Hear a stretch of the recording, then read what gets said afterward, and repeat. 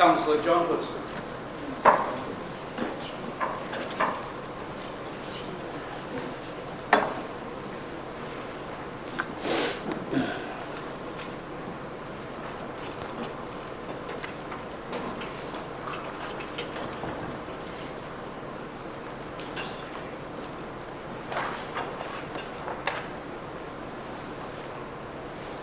I will now ask the Mayor's Chaplain, Canon Sykes, to open the proceedings with prayers. Tonight we come together to mark the service of Mr. Roger Tanner to Oldham and Saddleworth over many years, a service which has touched many lives and brought new dimensions and pleasure throughout the borough. As we thank Roger for his service, we also remember those who enhanced the life of the borough in a variety of voluntary service. These people are the warp and weft of our society. And as our local elections draw near, we give thanks for all who served on this council, and for those who are standing down, and for those standing for the election. We pray that many will follow their example and offer their gifts and talents where it is needed, and that God will bless their endeavours. Amen. We pray for the elected members and the Secretariat as they run the race that is set before them, now that they are on track to further the regeneration of the borough after the last few years of disruption. We pray for renewed vision for the future and prosperity for all. And we also remember tonight those who have served Oldham as councillors and mayors and have died recently, for Frank Heap and Fred Baxter. May they rest in peace. And so we commend the ceremony and council meeting to God's grace, that thanks may be given, wise decisions be made, and the borough blessed. We ask this in the name of God. Amen. Thank you. Please be seated.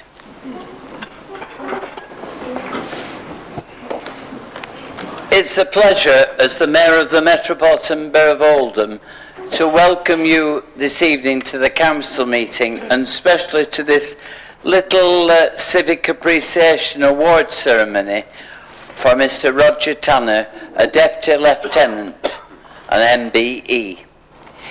I think you will read in the little booklet a summary of the things that Roger has done or achieved, but it will only be one small part of what he's actually done and achieved, because he's a very modest person, and a lot of people that know him, including the speakers this evening, will know he's done so much more, but he has never been one to blow his own trumpet, and therefore we don't realise just how much good he has done, and very often it's nearly always at his own expense.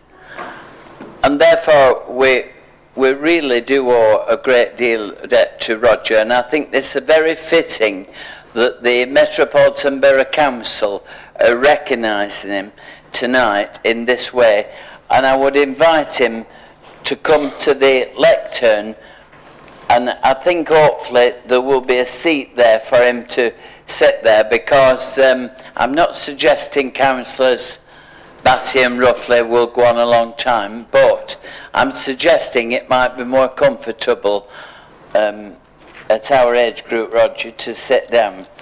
And so now it's a great pleasure for me to ask Councillor John Batty, DL, to lead the tributes. Councillor Batty. Thank you, Mr. Mayor. It is a great privilege to speak on behalf of the local authority in recognition of the service of Roger Tanner. And he just doesn't do things by hours. If you look at this list of his achievements, they tend to be in 50-year chunks. He formed the museum in 1962 on part of the old Victoria Mill in Upper Mill, which he bought at his own expense, and continues to be its chairman.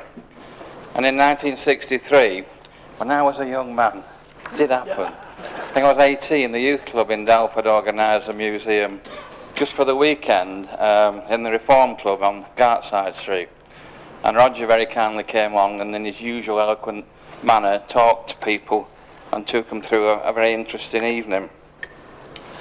And then I was going to stand for the council in 1970, so being an anorak, I even turned up to council meetings before I was on. And in April 1970, Roger decided he wasn't going to stand for election again, and he said it was time in his life for somebody else to take over and move on. 44 years ago that talk is moving on. And he's been president of the Saddleworth and District Cricket League for I think 57 years. And in the Tanner group, I think it was one of his uncles who organised the first Tanner Cup. And so for all those number of years, that very important trophy has been fought over by local teams. And it is remarkable that he is so much involved with the arts, the Saddleworth Festival, which has been going on nearly 50 years now. He's chairman of that, the Civic Trust, he's chairman of that and worked with it for so many years. And he's been involved with so many musical organisations. And he was saying in an interview last year or the year before that where had he been the previous day? Oh, he'd just driven 5 hours to Cardiff to go to the opera. But I mean, it's not just his musical talents and his arts talents. The man is incredibly brave, unbelievable. When he was 74, he bungee jumped off the first bridge in New Zealand, South Island, New Zealand, from a height of the 14th floor of the Civic building. Most of you have been up to the Civic building. Can you imagine diving into West Street if it was a river? Because that's what he did. Just a rope tide was like, I know some of you come down backwards, which has been terrifying as well, Jim, but he went down forwards.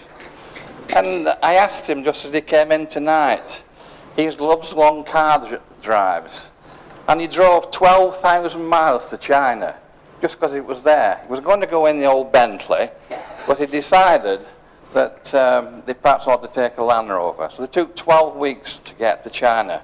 I said, when did you do that? He said, oh, in my youth. I said, oh, when was it? He said, oh, 10 years ago. And he said it's remarkable that he continues to work so much on behalf of the people of the Metropolitan Borough, supporting the arts and supporting very much for next year, of course, the Saddleworth Festival. And I've no doubt that every hotel room in Oldham will be full. But that event brings people from far and wide, and hopefully the next one after that will be able to fill the hotel here next to the Civic Centre as well. So it is with great appreciation of this young man's work, because he does consider he's a very young man, that I'm pleased on behalf of the Labour group to say congratulations, well done, and he's been in public life for so many years. Probably many of you don't know, but when he took over the Tanner factories in Greenfield after the Second World War, 900 people were employed there. 900 in a village. And when you went canvassing, you said, we vote Labour. He said, oh, we vote for Mr. Tanner. But they vote Labour in the general election, but they voted for Mr. Tanner because it was that sort of family commitment. And remarkable, so many families are grateful for the employment they got at Tanner Brothers. And he continues to work strenuously on behalf of the arts, and that's why he was awarded the MBE, Mr. Mayor, contribution to the arts. So huge congratulations, Roger, on this achievement. Thank you, Mr. Mayor.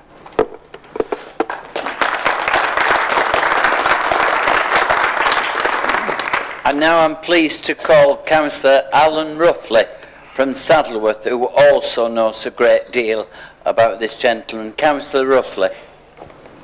Thank you, Mr. Mayor. It's my fault. There used to be a music hall ditty. It is on now. There used to be a music hall ditty called, what was it called now? Should have wrote it down. What's his name? The Welshman knew my father.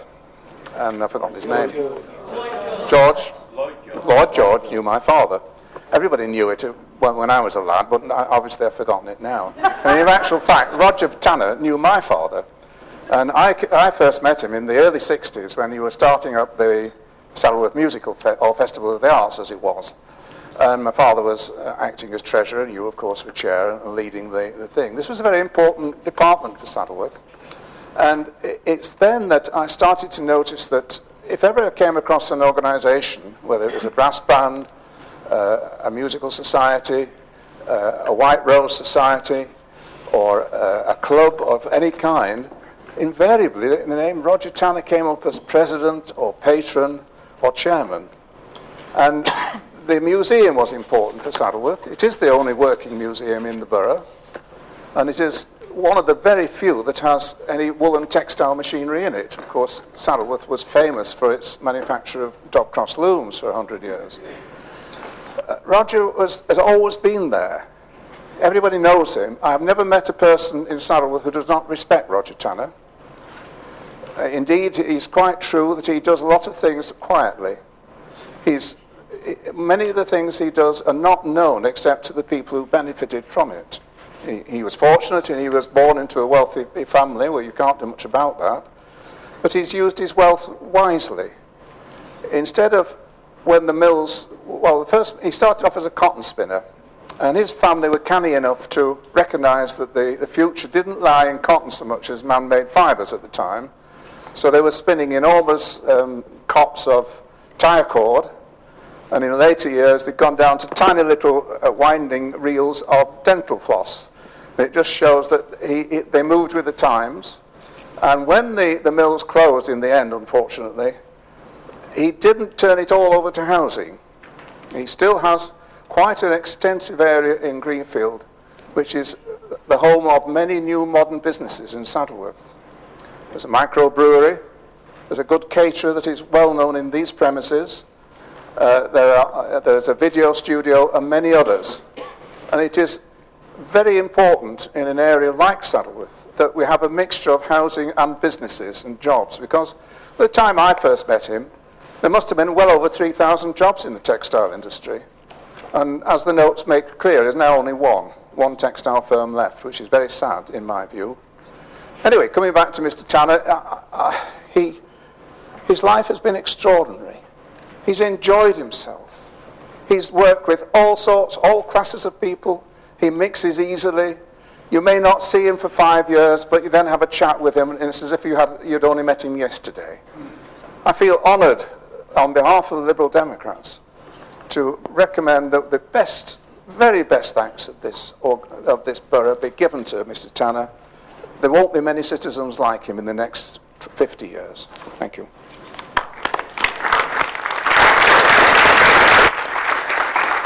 Thank you, Councillor Ruffley. Now, on behalf of the Council and the townspeople of Oldham, I will step off the dais and present Roger with the token of our esteem.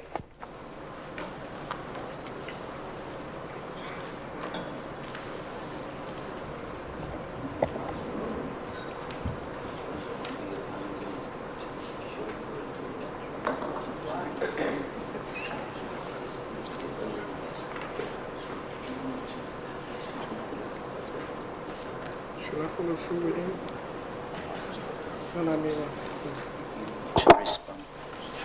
Yes, this is the official certificate. Oh, marvellous. So we'll have that in the picture when you spoke. Yeah, what do I do now?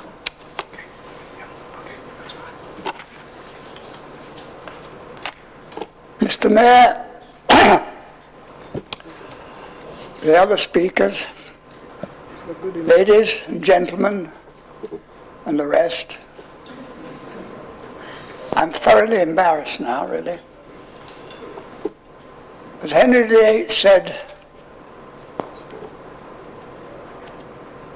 to his 8 wives, I shall not keep you long.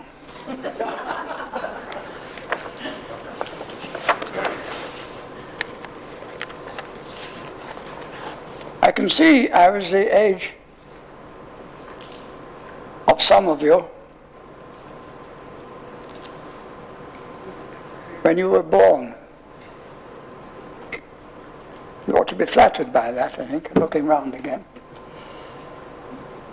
In fact, I was probably on the council then, and eventually your chairman here stood against me. I think he was only 19 at the time. If he'd beaten me then, I should have left the country. But I'm very glad to see that he's had such a successful career afterwards, which he deserved. It's a very generous gesture you've made. It reminds me of the ones I've made to you when I've paid my council tax. I've been very lucky. I've only moved once in the district, and that's next door.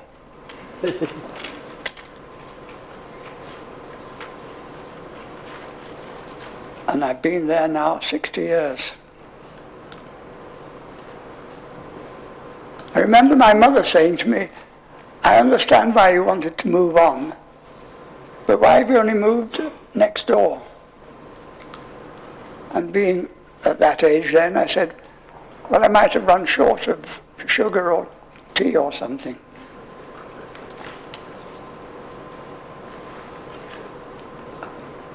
I go to the village Tesco in Greenfield for a 5-minute purchase. I don't come out for half an hour because you have to have a chat with everybody there, and it takes time. I should be glad when there's a new cinema built in Oldham. I think it's going to be next to the town hall, isn't it? But I used to go a lot in the old days when there were 4 or 5 of them, and I miss that now because there are a lot of films I'd like to see. Well, thank you very much for your hospitality and for your generosity, and you've managed to embarrass me pretty well. So I will stop now and leave you to get on with it, and thank you very, very much.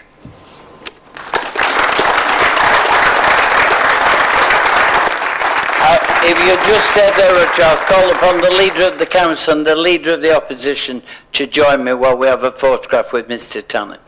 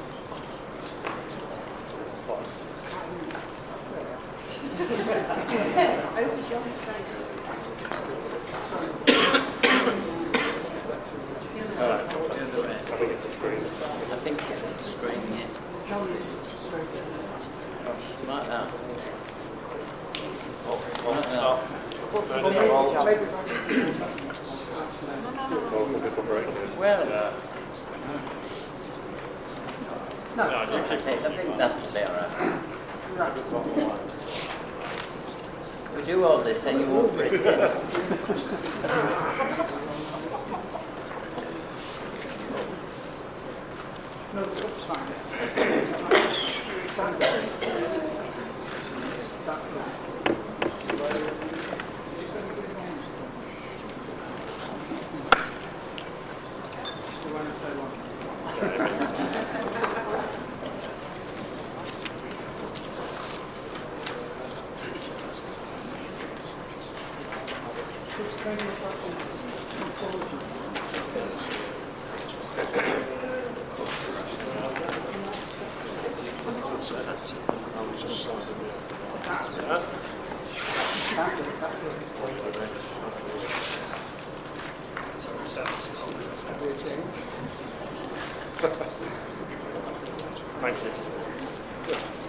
Thank you to Roger. This has taken 20 minutes of the time you'll speak, so I'm grateful. So we're all grateful for that.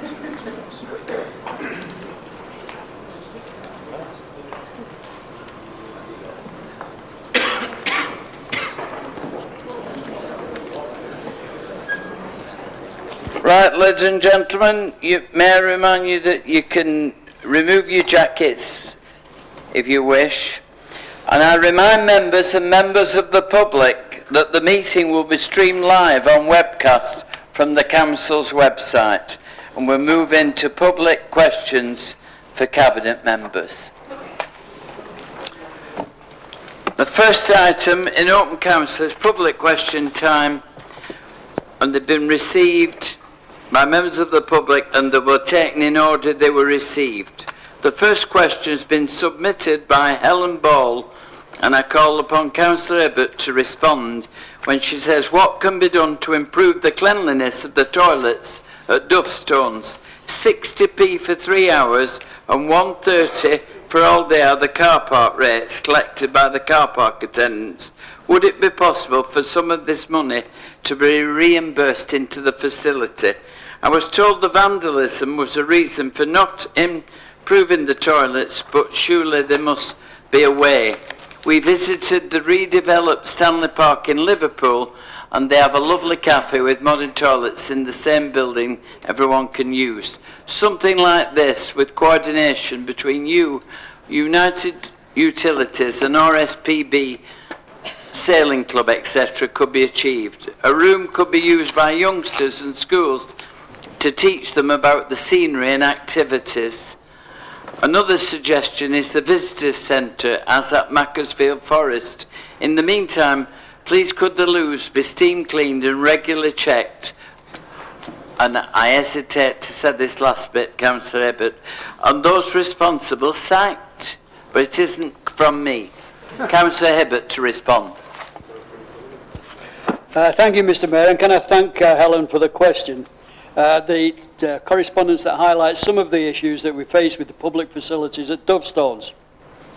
I apologise for the toilets being in such a bad state on your arrival, but I can assure you that regular inspections are carried out to make sure they're kept clean and fully working.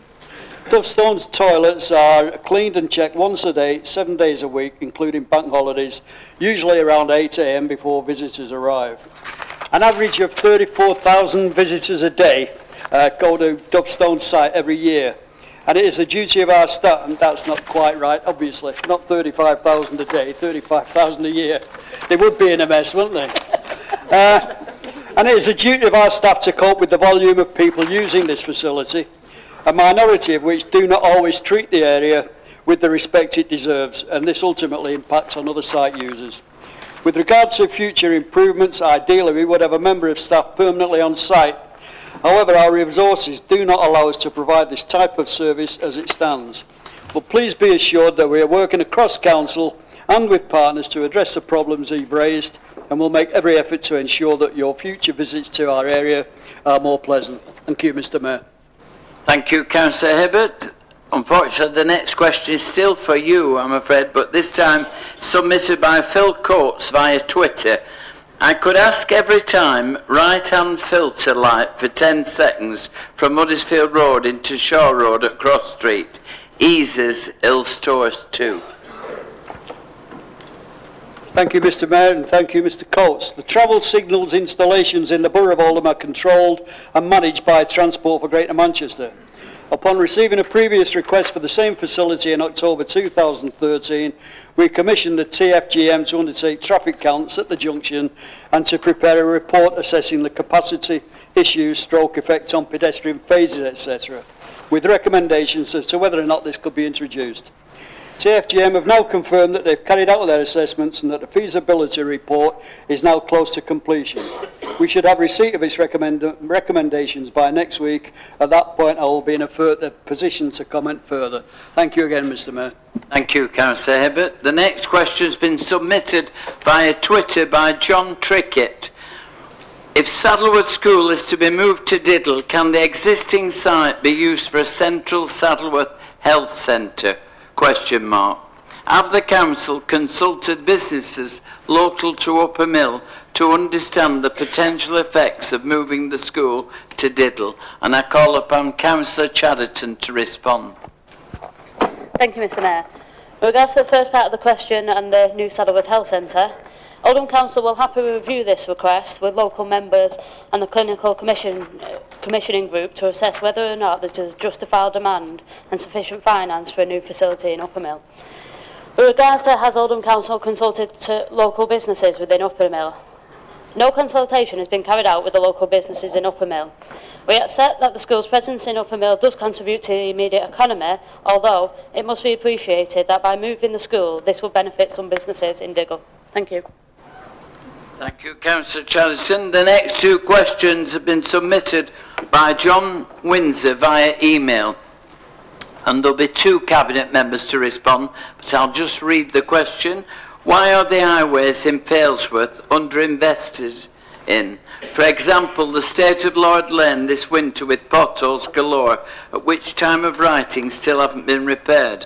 And Oldham Road, which goes through Failsworth, which according to the recent Labour magazine was going to have new street furnishings and be remarked, etc., which at the time of writing still hasn't been done. Why does Failsworth not have a residents' association that can put pressure on the council to actually deliver? And I call upon Councillor Hibbert and then Councillor Stretton to respond to those points. Councillor Hibbert. Thank you, Mr Mayor, and thank you, Mr Windsor. As part of Oldham Council's asset management approach to highway maintenance, carriageway condition surveys are carried out annually on Oldham highway network in order to prioritise highway maintenance schemes. I must emphasise all roads in Oldham are prioritised on the current condition rating and funding is not allocated by geographical location. Although it is accepted that sections of Lord Lane are in a poor condition, it doesn't meet all criteria to qualify it as the highest priority road in Oldham at this time. With regards to the scheme on Oldham Road, Failsworth, this is programmed to start as soon as the planned utility works have been completed later this month. I'm sure that Mr Windsor wouldn't want us to carry out extensive maintenance improvements and roadworks only for them to be dug up again by another body over who we might have little or no control. Thank you, Mr Mayor. Thank you, Councillor Hibbert. Councillor Stretton.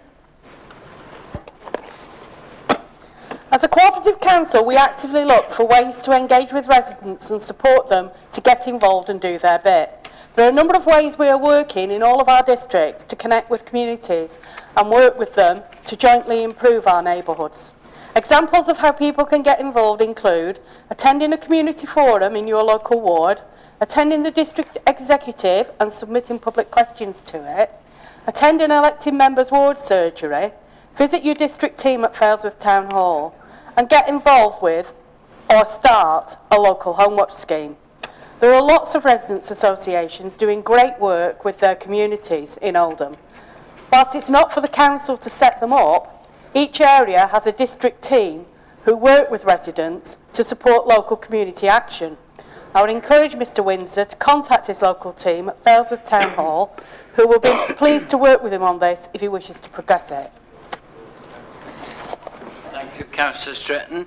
Now, the next one, I have to remind members that the English isn't mine, but for factual purposes, I read out what the question is. And it's come by Melanie Kershaw via Twitter. It says, why is there mirrors on the traffic lights? And I asked Councillor Hibbert to respond. It's very busy again tonight. I do apologise. Thank you, Mr Mayor. Don't apologise. I love it. The mirrors that have been installed on some of the traffic signal control junctions within Oldham Borough are called Trixie mirrors. Can I first of all thank Melanie Kershaw for the question. Trixie mirrors give drivers of large vehicles better visibility of cyclists at junctions. Can I continue to thank Melanie for this, because I was wondering exactly the same thing myself. Thank you, Councillor Hibbert. The next two questions have been submitted by Louise England and Lisa E. Wright via Facebook. Could there be something done about the amount of dog mess on the streets, please? Rydal Avenue in Chadderton is a disgrace. It's like an assault course, judging it on the way to school. Thank you. Number two, I'd like to ask if something can be done about dog mess on the streets of Derker. I call on Councillor Stretton to respond to those questions. We take all types of environmental crime very seriously. However, it's often difficult to track down the individuals who don't take responsibility for their dogs. If residents have any evidence which can be brought forward, please don't hesitate to contact the Environmental Health team to discuss the potential to issue fixed penalty notices for what is clearly an offence. I've also reported the areas of concern through to the district teams and have requested that the signage that's being asked for is looked into. Thank you, Councillor Stretton. The next two questions have been submitted by Gareth Sutcliffe and Kelly Moore via email, and I'll ask Councillor Stretton to respond when I've read them. One, I have noticed on the proposals for the new build leisure centre that squash courts are not included.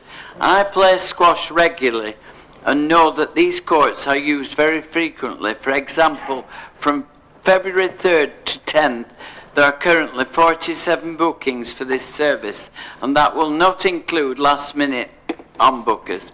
Without this service, the next nearest facilities are Middleton or Manchester. Since Oldham Sports Centre is the only facility in Oldham area which offers this service, would it be possible for you to review this decision? Question 2. Can you please inform me as to whether there are any squash courts planned for the two new sports centres? This is a facility my friends and family use 3 times a week, and we have heard a rumour there won't be any courts in these centres. This will mean there are no squash courts in Oldham at all. Councillor Stretton.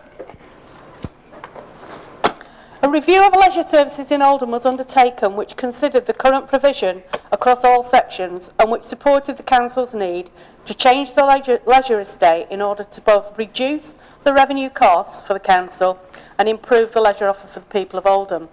The review supported the view that an overall leisure estate of fewer high-quality public sector facilities, well distributed across the borough with a town centre facility at its heart, would be a realistic way forward for the borough. This is alongside private and voluntary sector provision. The Council carried out public consultation following the leisure review, and this influenced the facility mix which was reported to and agreed by Cabinet. Officers were then asked to review the facility mix to ensure that the optimum facilities were achieved and to ensure the new facilities provide a lasting Olympic legacy. A lot of different options were looked at and a significant number of choices have been considered to provide the best possible facilities for the people of Oldham and create a lasting sporting legacy. As part of this feasibility work, the capital and revenue implications have been fully assessed. Consideration has also been given to facilities in neighbouring local authorities. For example, Manchester, Tameside and Rochdale do offer recreational squash facilities, with the National Squash Centre being based in East Manchester. Affordability is a critical factor, and a decision on overall priority of spend has taken place. Unfortunately, this has not allowed us to include squash courts. Thank you, Councillor Stretton. I now call on Dave Murphy to come to the rostrum and ask his question.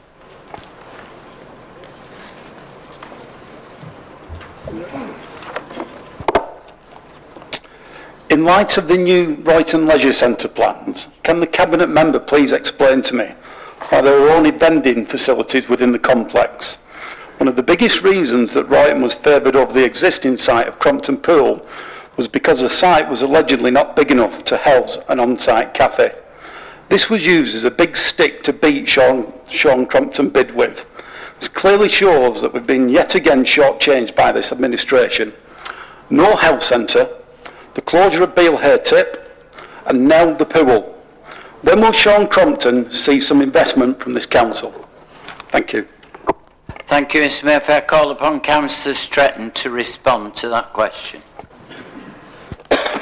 Can I thank Lib Dem Parish Councillor, Councillor Murphy, for his question? Well done. A robust site appraisal exercise has been undertaken. Initially, a larger number of sites were considered as part of a first roll of potential options. Following a further review, 11 sites across Royton and Shaw have been assessed in detail. And it is not true that whether or not a cafe could be sited in it was the major consideration. All 11 sites were considered against the same objective criteria, which included site area and the ability to fit on the site, planning issues, whether or not the site is in council ownership, whether acquisition or other costs would need to be met, the site constraints and site conditions, access and car parking, the implication of the site for the design of the facility, accessibility for Royton residents, accessibility for Shaw residents, accessibility by public transport, the fit with the council's initiatives and ability to attract complementary uses, and whether use of the site involved a break in service provision. Income potential and the attractiveness to the operator was also considered. The outcome of the site appraisal exercise clearly supported the location of the replacement leisure facility in Royton Town Centre. Thank you, Councillor Stretton. The next question has been submitted via Facebook by Dave Hughes, and I'll call upon Councillor Hibbert to respond when I've read the question. When is Oldham going to sort out the cars that always stop in the new junction on Huddersfield Road near Tesco's? Cars they want making it hard to cross, so they should put up cameras or take pictures. They would make lots of money in fines, and this might stop the problem. Councillor Hibbert. Thank you, Mr. Mayor. Thank you, Mr. Mayor, and thank you, Mr. Hughes. We've recently provided the necessary enforcement framework, and this will be applied by the police. Thank you. The next question has been submitted via Twitter by Steve Aspinall. Oldham Council Houses on Vulcan Street had the backyard gated. We were promised that backings would be tarmacked. When will this happen? And there again I have to call on Councillor Hibbert to respond. Thank you, Mr. Mayor. Part of the housing market renewal project was to gate and to improve back alleys within the Durka area. Unfortunately, as residents of Durka will be aware, this funding was cut by the Conservative Lib Dem coalition government a number of years ago, extremely cruelly, and my colleague, Councillor McMahon, will agree with this. McCann. Councillor McMahon is also a colleague. This funding, it was a number of years ago, so not all of these works were able to take place. I would encourage the questioner to contact their local councillor, possibly Councillor Hindle, of whose government made that decision, to discuss whether there is anything that could be done for their specific location. Thank you, Mr.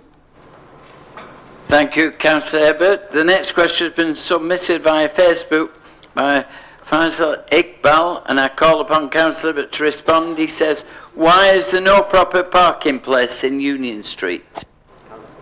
Councillor Axel, Mr. Mayor. Oh. Councillor Akhtar, sorry, they change around but nobody tells me. Councillor Akhtar, I'm sure whatever the answer will be a good one. Thank you, Mr. Mayor. I know you're used to calling Mr. Councillor Hibbert, but there are others who can respond as well. There is a mixture of loading bays and pay and display parking bays along the length of Union Street, as well as on and off street parking in the areas adjacent to Union Street. I'm assuming that Mr. Iqbal's question is referring to the section of Union Street between Brunswick Street and King Street. With regards to this particular section,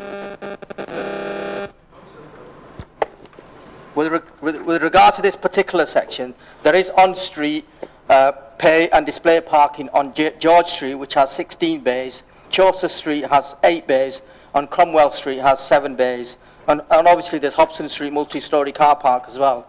So there are 31 bays which are a couple of minutes walk from this particular section of Union Street itself. And all of these parking bays have free on-street parking for half an hour. So it doesn't take long for people to park their car, utilise the free half an hour parking, pick up their food, etc., if they want to use those businesses on that particular section. But I would like to remind residents that this is a major route through our town centre. And again, motorists need to get used to this major route now. It's not a minor route anymore. And we can't afford to have cars parked on this particular section of Union Street where they actually end up delaying the tram right across Greater Manchester, which is not acceptable. We have so many people using that particular tram that are coming into Oldham and obviously accessing employment opportunities right across Greater Manchester, and we don't want them to get delayed for employment purposes, and if there's a frequent delay, they could end up losing their job. Thank you, Mr. Mayor. Thank you, Councillor. Now this, I'm afraid, will have to be the last question. It's from Ian Farrington on Facebook, a call upon Councillor Abbott to respond. He says, and I'm going to have to amend this because I'm sure what's in front of me isn't quite right, it doesn't make sense, but I think it means now the trams are running, would it be possible to make King Street two-way traffic for cars again? I'm sure that's what he means. Councillor Abbott. Thank you, Mr Mayor, and thank you, Mr Farrington. King Street has been a one-way street for cars for over 20 years. We're planning to assess the traffic patterns in the town centre in light of Metrolink when traffic has settled. Thank you, Mr. Thank you. That's the end of that. We move on to councillors' questions on warded district matters. Questions have been received for Cabinet members from councillors on ward and district matters, and the questions will be taken in order they've been received. So I shall ask Councillor Bealey to ask her question as submitted. Councillor Bealey. Thank you, Mr Mayor. Some 12 months ago, the local Lib Dem councillors for Saddleworth South and Saddleworth West and Lees met with highways engineers to look at pedestrian safety from Lees Brook to Upper Mill and Greenfield. This meeting was a result of constant near misses on the crossing in Spring Head, some of which I have witnessed myself when driving up the village. The outcomes of the meeting were that the trees have been cut back to improve the lighting on the Spring Head crossing, and a pedestrian island will be introduced at Beachfield Grasscroft, where children cross to go to St Anne's School. This, however, has not reduced the number of near misses reported to us on the Spring Head crossing, which incidentally is the only crossing between Mumps and Upper Mill which is not a pelican crossing. In the light of the tragic events in Shaw, would the Cabinet member instruct the engineers to look again at the Spring Head crossing with a view to improving the safety and visibility before there is a tragedy there also? Thank you. I'll ask Councillor Abbott to respond. Councillor Bealey. Thank you, Mr Mayor. I can confirm that the zebra crossing in Spring Head is included in the borough-wide review which is being carried out following the tragic incident in Shaw. I would point out, if you'd bothered to ask your colleagues in Shaw, you would have had this information already. Can I ask Councillor Hindle to ask his question submitted, please? Thank you, Mr Mayor. This is a question that was submitted to the last meeting, but we ran out of time before I had a chance to ask it. And part of the question has been covered by one of the public questions. However, I will say that following the considerable delays in the installation, now that the box junctions have been installed at Huddersfield Road and Ripponden Road, and to the entrance to Tesco's on Huddersfield Road, can the Cabinet member give this council an assurance that the penalties these traffic regulations now allow will be enforced? Thank you, Mr Mayor. Thank you, Councillor Hindle. I'll ask Councillor Abbott to respond. Thank you, Mr Mayor. The short answer is yes. The police carry out this type of enforcement. They met with the highways team and provided comments which have been taken into account within the design. They've indicated they'll be carrying out enforcement on the new box junctions at Huddersfield Road, Ripponden Road, and at the entrance to Tesco on Huddersfield Road. Thank you. I now call on Councillor Sedgwick to ask her question submitted. Councillor Sedgwick. Can the Cabinet member provide us with an update on how many times has the electric car charging point on St John Street car park in Lees been used? Councillor Sedgwick, I'll ask Councillor Akhtar to respond.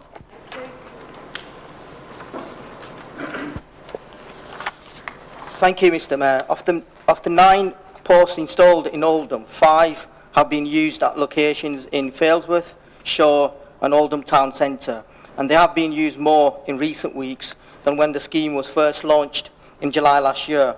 Across Greater Manchester, charge points have already been used more than 1,190 to almost 1,200 times, which is very positive given that the electric vehicle industry is in its infancy. The investment by Transport for Greater Manchester in charging infrastructure must be seen as part of a long-term programme which will bring long-term economic and environmental benefits. The charge point in Lees has not been used yet, I have discussed the situation with TFGM, and while they have no plans to review the location of charge points, they would be amenable to us allowing non-electric vehicles to use electric vehicle bays in locations outside the town centre where there has been no take-up until such as demand sort of increases in the future. Thank you. Thank you. Is I call upon Councillor Blythe to ask his question. Thank you, Mr. Mayor. Calling the relevant cabinet member, be Dave again. Could you look at the layout of the pedestrian crossing at the Beer Lane tram crossing? It's so close to the tramway that the people are confusing the control button for the road crossing and think it's actually a tramway crossing. So what they do, they press the button and they think they can go across the tramway, and it's going to lead to a dangerous situation. And why are you doing it? Could you ask Metrolink what they can do to put in a system for visually impaired people to cross that line safely? Because there is no way you know when that tram's coming. You take your chance. So if you can look at that as well, please. Thanks very much. Councillor Hibbert to respond. Thank you, Mr. Mayor. Can I thank Councillor Blythe for his question? Transport for Greater Manchester and Manchester Passenger Transport are aware of the concerns that are being raised about the design of the crossing at the Beale Lane Metrolink stop, and are carrying out a review. We continue to work closely with them to ensure that any safety issues are addressed. And obviously the one that you raised outside of the question, if you like, the context of the question, will be one of those, and I'll make sure that that is raised with them. Thanks, Rod. I call on Councillor John McCann to ask his question. Thank you, Mr. Mayor.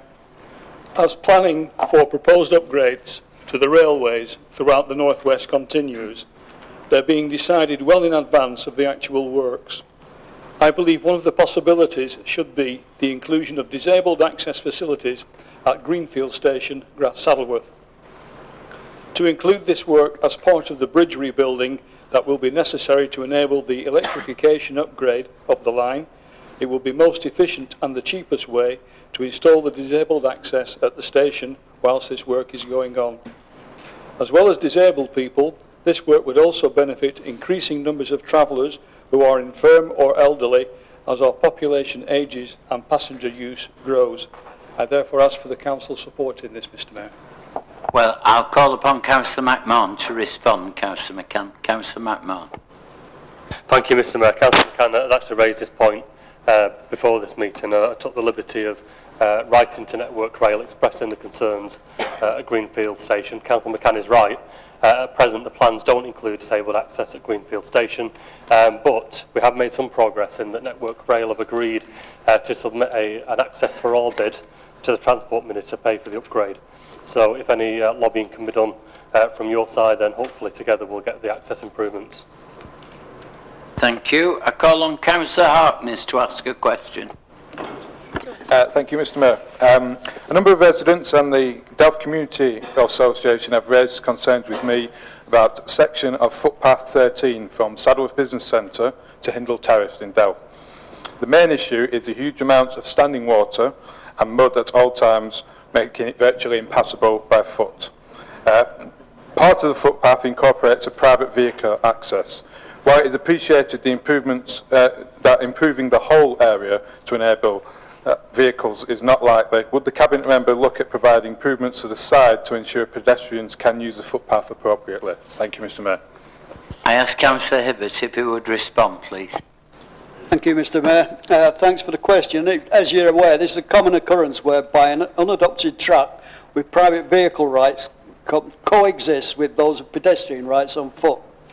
It's standard practice that the property owners stroke occupiers utilising the access for their vehicles would normally be expected to maintain this route. That being said, we have on other parts of the network offered to carry out maintenance work, for instance scrapping off and spreading of either stone or planings to form a new surface. If funding can be secured by either the landowner or a third party, we would do that. It may be that the district executive will consider a contribution towards any works to alleviate the issue of standing water. Thank you. I call upon Councillor Ruffley to ask his question. Thank you, Mr. Mayor. Whilst there is interest by volunteers doing litter picking in the Saddleworth village centres, there is a problem on both main and country roads which do not have pavements. When council employees undertook this task, for health and safety reasons, they had a lead vehicle in front and another behind to protect them from traffic. Will the council protect and ensure volunteers who undertake what can be a hazardous task? It is very noticeable that the verges on the cross-Pennine routes, that's the A672, the A640, the A62 and the A65, are rapidly becoming linear litter bins. Thank Councillor Ruffley. I call upon Councillor Hibbert to respond. Thank you, Mr Mayor. As you rightly say, many volunteers do come out and clean up streets in areas, and in fact in Chadderton South, which you know I represent, all three of the ward councillors have joined residents on several occasions doing this. And the use of volunteers to undertake any task has always got to be measured by any risks that are involved. The person who is coordinating the litter pick will undertake a risk assessment to ensure that the work is being done and can be undertook safely with minimal risk. If as a result of the assessment the task is considered to be of excessive risk, then the task will not be carried out by that particular group and other methods of work will be adopted to ensure that the litter picking is undertaken. This would normally be with trained staff utilising the correct procedures. If Alan identifies any issues that require attention, then he can bring them to the attention of the Environmental Services team, who will take the appropriate action. The verges on the A672, A640, A62 and A635 will be looked at with a view to ensuring that they are litter picked in a safe and timely manner. The extent of litter being dropped across the borough is of concern to people right across Oldham, and it is an issue that we as a responsible council will deal with seriously. Thank you. Thank you, Councillor Hibbert. And now call upon Councillor John Dillon to ask his question. Thank you, Mr Mayor. The local plan 2016 to 2026 is currently out for consultation. Within the document, for example, is a proposal to permit housing development on Shoreside Park in my ward. The local plan, which is an important document covering council development policies from 2016, is an important document covering council development policies from 2016.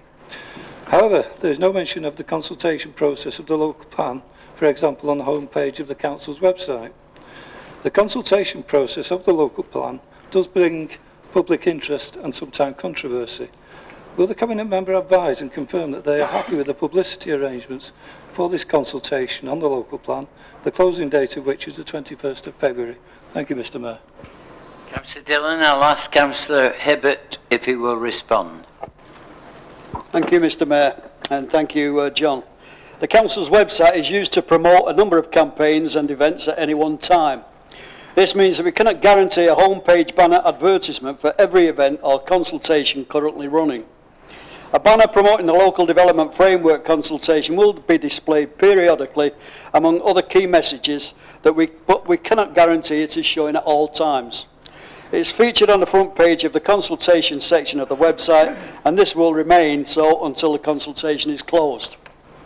The consultation has also been promoted by using posters in council buildings, local schools, libraries, post offices and community centres. We also issued a press release at the start of the consultation period, which was featured in the local media and printed, and a statutory notice in the Oldham Evening Chronicle.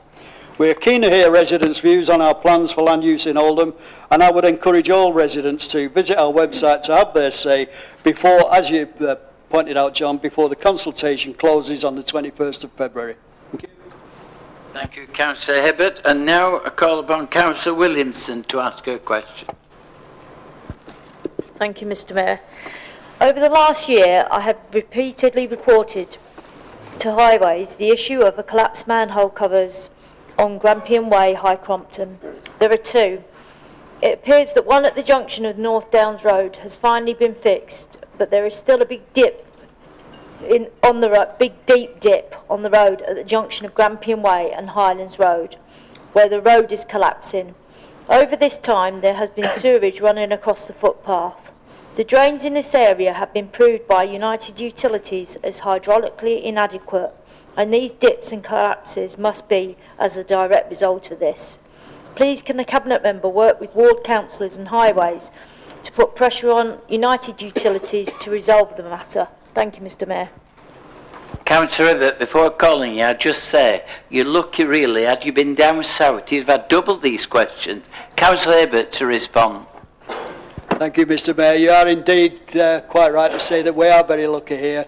And I think the key factor that we've got to bear in mind is that all the hills in Oldham go down.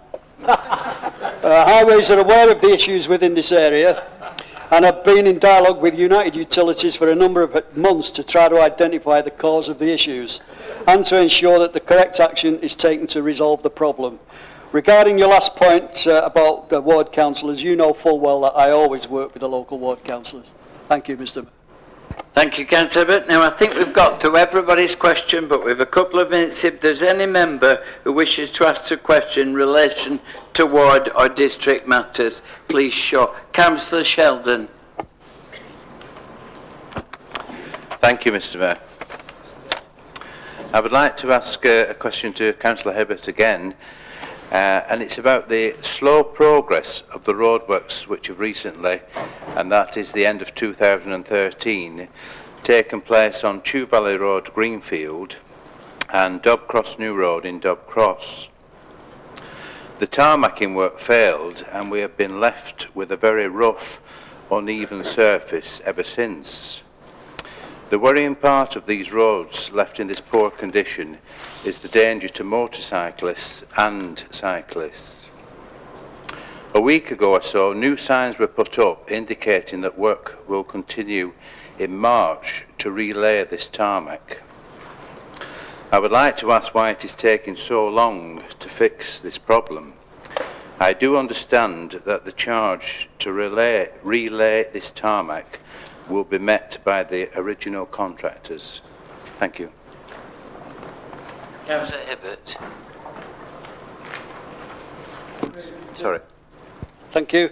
Well, thanks for the question, and thanks for the advance notice that you were going to ask me this, because you phoned me up this afternoon to mention it, so I could have an answer for you. The fact is that the work that was carried out on these the roads, the weather turned bad at exactly the wrong time of the operation, the wrong stage of the operation.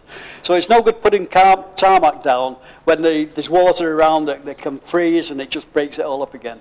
The reason that notices were put out was to ensure that people using that particular route were aware that the council knew what was going on and to give them some information, hopefully to reassure their concerns.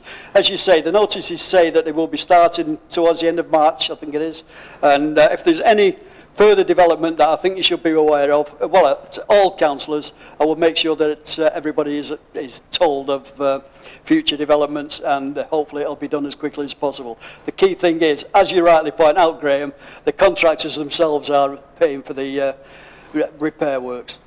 Thank you. Thank you.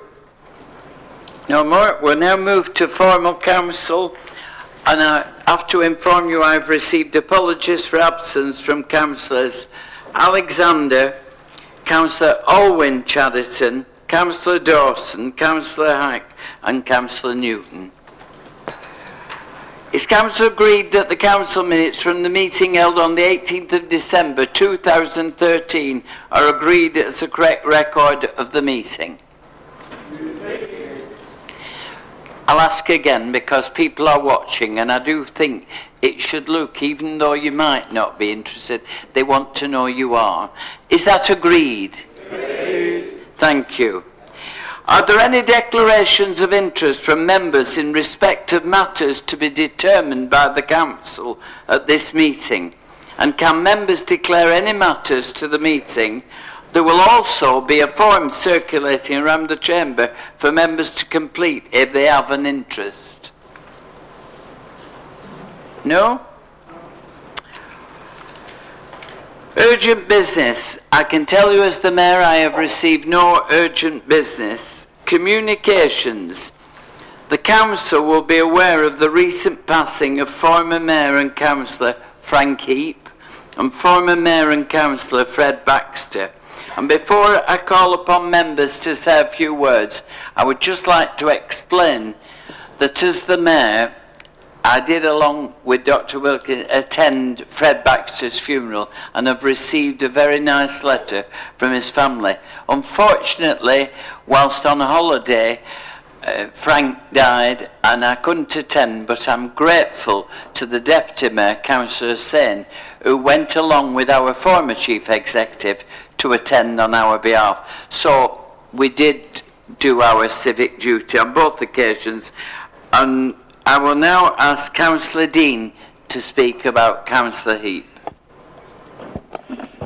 Thank you, Mr. Mayor. Frank was brought up and born in the 20s and brought up throughout the 30s, and he belonged to a large family that had very little resources and lived in very difficult circumstances.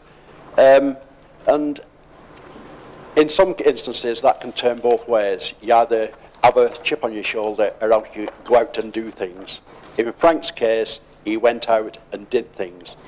And I first came across Frank in 1972 when he asked me to help him to form a tenants association on Clarkwell Estate, where he lived. And he'd lived for many, many years, I think the vast majority of his life, in the Clarkwell and area of Coldest. And from that meeting, Frank became the chairman of that association, which is still actually operating and running today. And he did a tremendous job in contacting people, at that time fighting the Unfair Rents Act. Some people called it the Fair Rents Act, but others had a different name for it. And he led a major campaign on his estate to actually get it improved and get the people that he actually was working for as chairman the best possible conditions available at the time. He subsequently, as members will be aware, became a councillor in 1979 and subsequently the mayor in 1993 and 94. And again, he was tremendously well liked as a local councillor. He did tremendous work. He even went out of his way to actually learn Bangla, because there was a lot of Bangla speakers within his ward. And he gave tremendous service to that local community. And I think we have to reflect, even to 2 or 3 years ago, Frank was still working.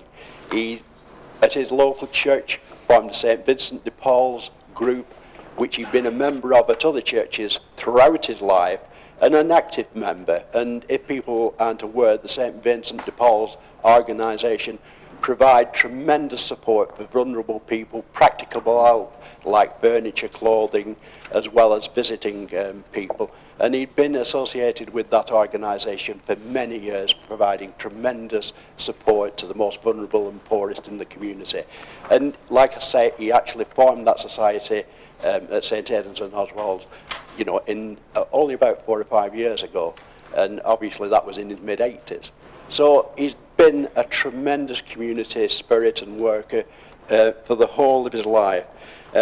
Previously, he worked as a BT engineer in, again, concentrating his work around Oldham, and he was tremendously well respected both in his union and by other fellow members.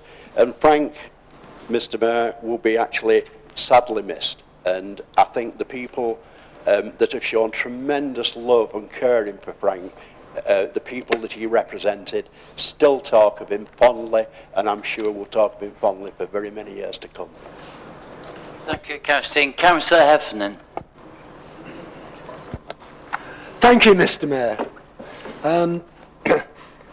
I came onto this council in 1995 as Frank was finishing his year as mayor. But I actually first came across Frank the year before. I was a guest at the mayor making, sat over on the other side. And those of us who are well versed in the intricacies of the mayor making ceremony, excuse me, will know that when the nominations are made, the proposed mayor is not in the chamber, the vote is taken, and the retiring mayor invites the nominators and seconders to go forth and bring the newly elected mayor to be told of his election. The predecessor was Brian Mather. Those of you who know Brian, he was a bit taller than me and a bit wider, probably about a stone wider than I am. And Frank was pushing to be about 5 foot, and I should think about 8 stone at the best. And Frank was brought in. Brian stood up and advised him he was the new mayor of Oldham, and they would leave the chamber and go through the doors for the robing ceremony. And the mayor's robe fit Brian Mather, the long coat. And as they walked out, Brian was in front of Frank. And it was rather noticeable, the difference in size. And as I say, I was sitting over there and somebody said to me very quietly, "How the hell will that coat fit Frank?" I said, "I don't know." And anyways, they disappeared for 5 or 10 minutes. And when they came back through the door, the coat fit Frank. Because the bottom part was a skirt that could be split very quickly, so the length was all right. And walking in behind Frank was the second attendant, the first one carrying the mace, who had a rather large lump of coat tightly in his right hand as he walked immediately behind Frank and took him to the chair. So the uniform fit from Brian Mather to Frank. That was the first time we met. The next time was immediate. It was not the night of the full council meeting. We had a meeting a week before, after the elections, so I'd been elected. I think it was to do with the sports area around Boundary Park. I can't remember for sure. And Frank made sure that our political secretary, one K Knox, advised me that you wore suits to council. It didn't matter how smart your spare jacket was, you wore a suit. So that was Frank. Frank represented his party, the Labour Party. There was no question. He was old-fashioned Labour. There were no bones about that. That's fine. He represented his constituents, and on behalf of the Liberal Democrats, I'd like to offer our condolences to his family, especially one within our organisation, one of our own, who is a member of his family, and our condolences on the passing of their father. Thank you, Mr. Mayor. Thank you, Councillor Heffernan. Now I call upon Councillor Batty to speak about Fred Baxter. Thank you, Mr. Mayor. I think tonight we close a chapter on mayors of the county borough. I think Fred, who's there on 1971-72 on that far board, is the last surviving mayor from the county borough days. There are members still from the county borough, such as Jeremy Sutcliffe, who know a little bit about Fred. He was the leader of the Labour group in the county borough days, but towards the end, Fred's views were seen to be a bit more right-wing, and Tenny Hilton, who became the first leader of the council, took over from Fred. Fred was the first chair of social services on this Metropolitan Authority in 1974. The role he got there was because of his linkage with the NHS.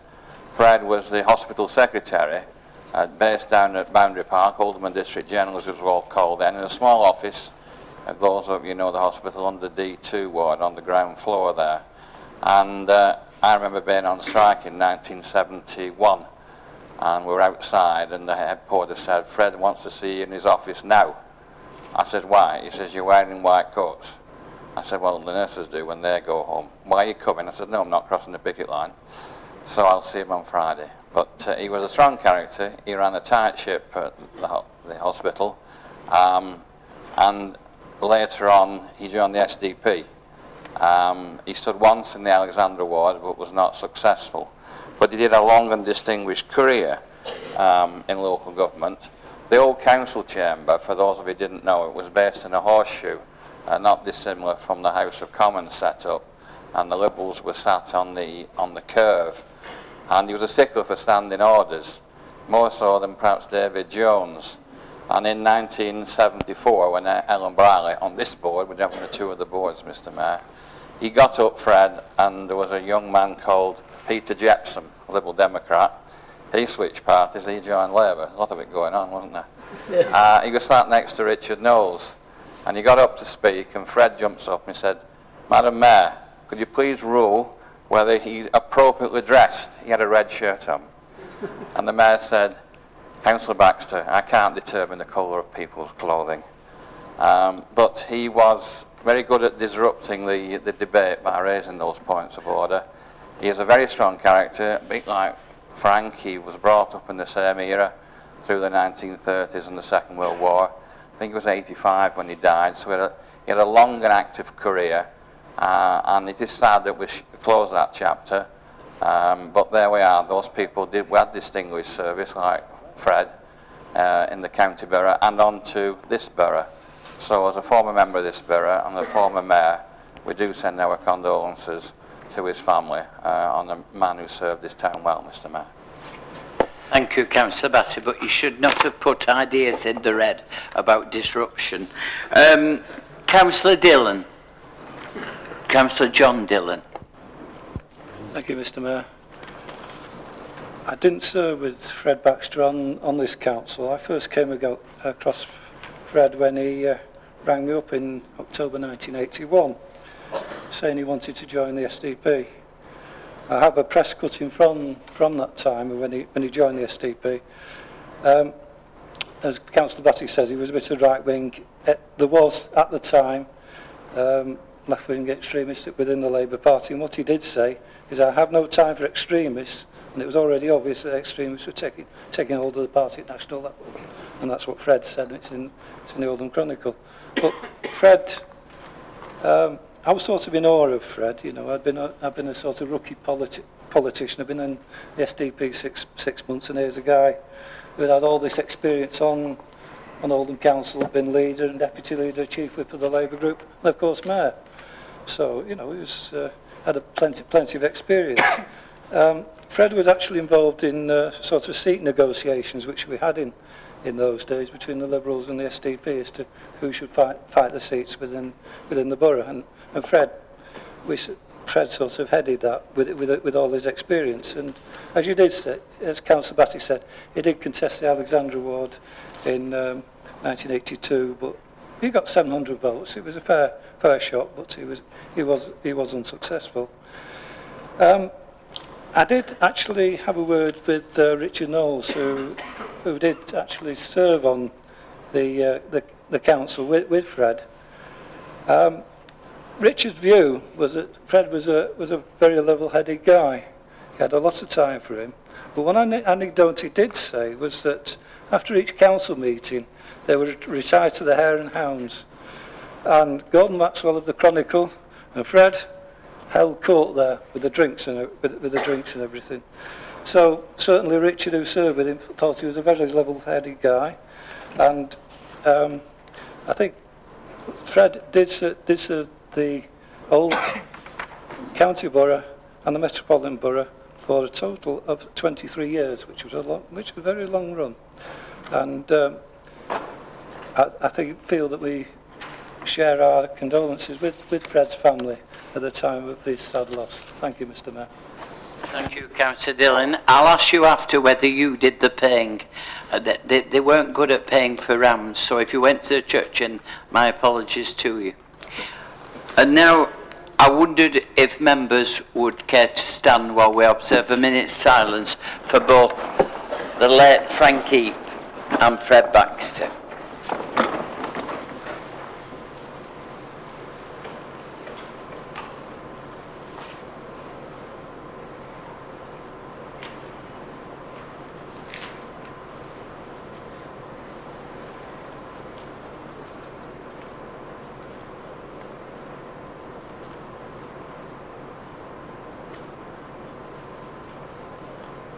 Thank you.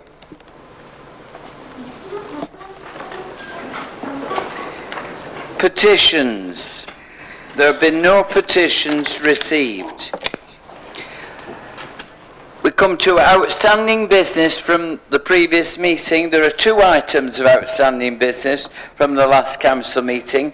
The Chief Executive has been given notice in writing that Councillor Ack is unable to second the motion. So does Councillor agree that Councillor Price can second the motion in his absence?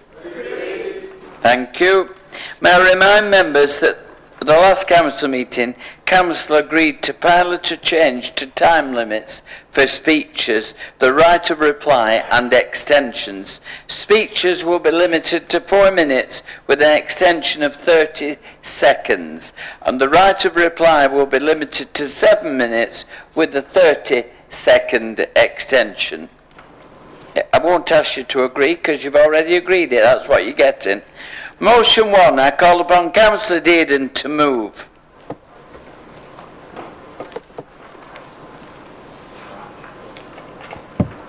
Thank you, Mr. Mayor.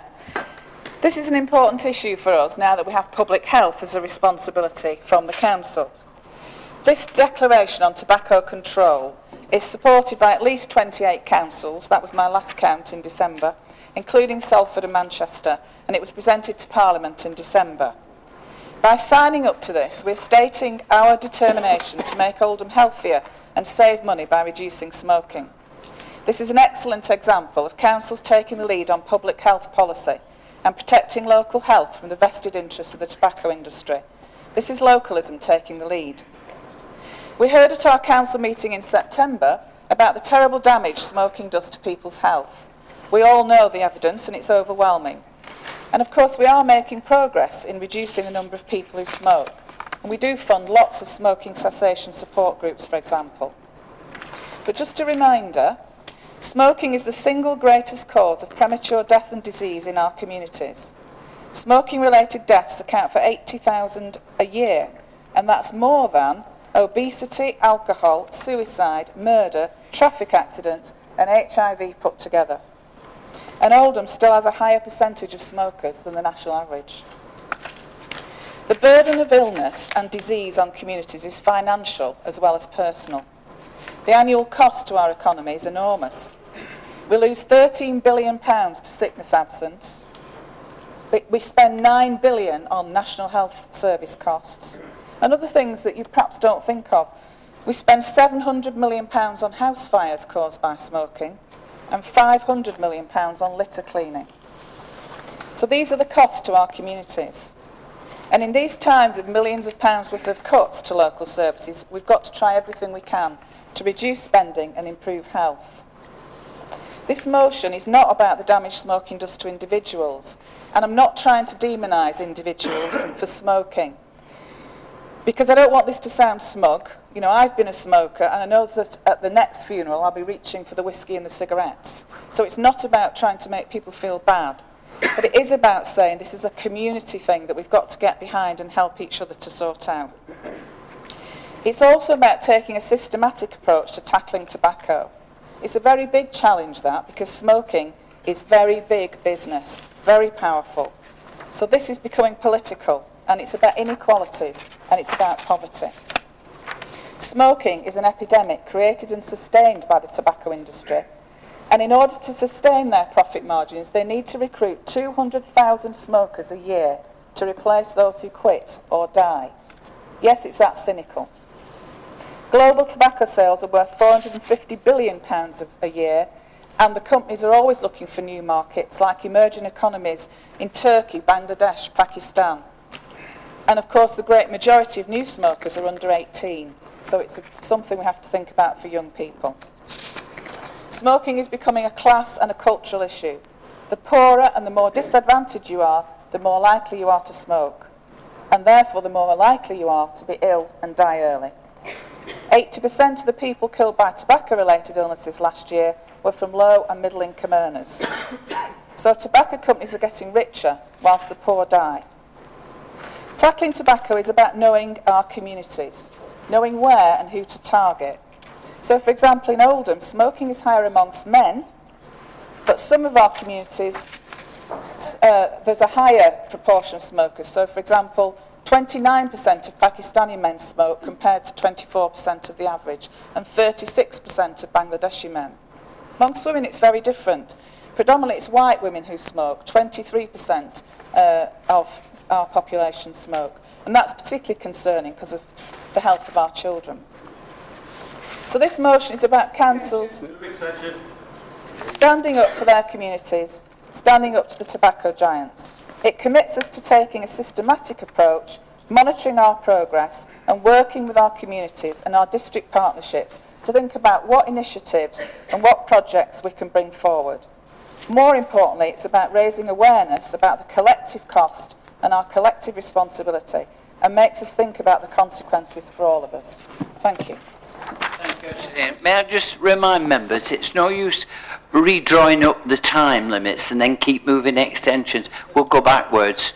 Councillor Price, it's just that members should remember the times. Councillor Price to second. Thank you, Mr. Mayor. I second this motion. I'm particularly concerned about the effects this has caused to our children and young people. There are 207,000 children start smoking every year. That's 24 children smoking. 24 children smoking every hour. Here in Oldham, we have a young population, younger than England and the North West average. 22% are under 15-year-old, compared to 19% nationally. This is also a family issue. We need to help parents to understand not only the cost, which could be up to £5,000 a year, but the children's health. This is a lot of money that could be spent on important financial commitments that most families have. The effect of passive smoking for pregnant women and their unborn babies and young people travelling in cars are dangerous. These dangers cause cot death, asthma, bronchitis, coughing, colding and other related illnesses. Children who grow up with parents who smoke are 3 times likely to smoke themselves. So we need to get the message out to our parents and families. Parents are a very important role model to our children and need to set examples.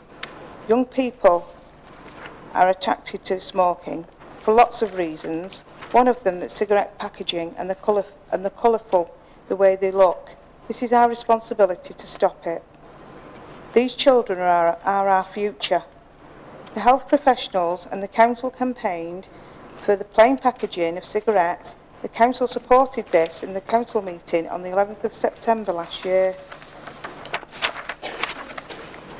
This was against the government's decision. Now the government's thinking again and to review its decision. We had an impact. We can do this together. Tackle smoking is all our responsibilities. Let's make smoking history for our children. Thank you, Mr. Mayor. Thank you, Councillor Price. I was going to ask if anybody wants to speak, and I've made a note. And the first one is Councillor Harrison, followed by Councillor McCann. Thank you, Mr. Mayor, and thank you to the two colleagues who led on this debate very strongly. Can I draw Council's attention to the latter end of the motion? It makes mentions of publicly declaring our commitment to the Smoke-Free Action Coalition.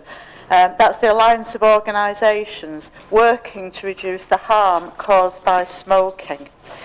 And the coalition's objective is to ensure that an effective, fully funded, comprehensive tobacco control strategy remains a central element of government policy. How could anybody disagree with that? I'm sure we're all fully behind that. One of the campaigns of the coalition is the standardised packaging of cigarettes. And as Vita's already mentioned, to do with children, statistics indicate that every day 570 children become new smokers in the UK, and that's 308,958 young new smokers since the end of the consultation, and counting. It's being added to by the hour. So I want to commit to a group that leads the fight against cool-looking packages that's aimed at attracting young new smokers. And I actually went onto the website for the coalition, and just to put their case simply, the UK is a world leader in tobacco control policy, yet tobacco continues to cause over 100,000 deaths per year. Smokers and non-smokers, adults and children, all suffer the burden of tobacco smoke. Some groups suffer more than others, and this is part of the inequality. The higher rates of smokers in the poorest and most disadvantaged communities, and of course here in Oldham, and I think of my ward, this is a really big issue.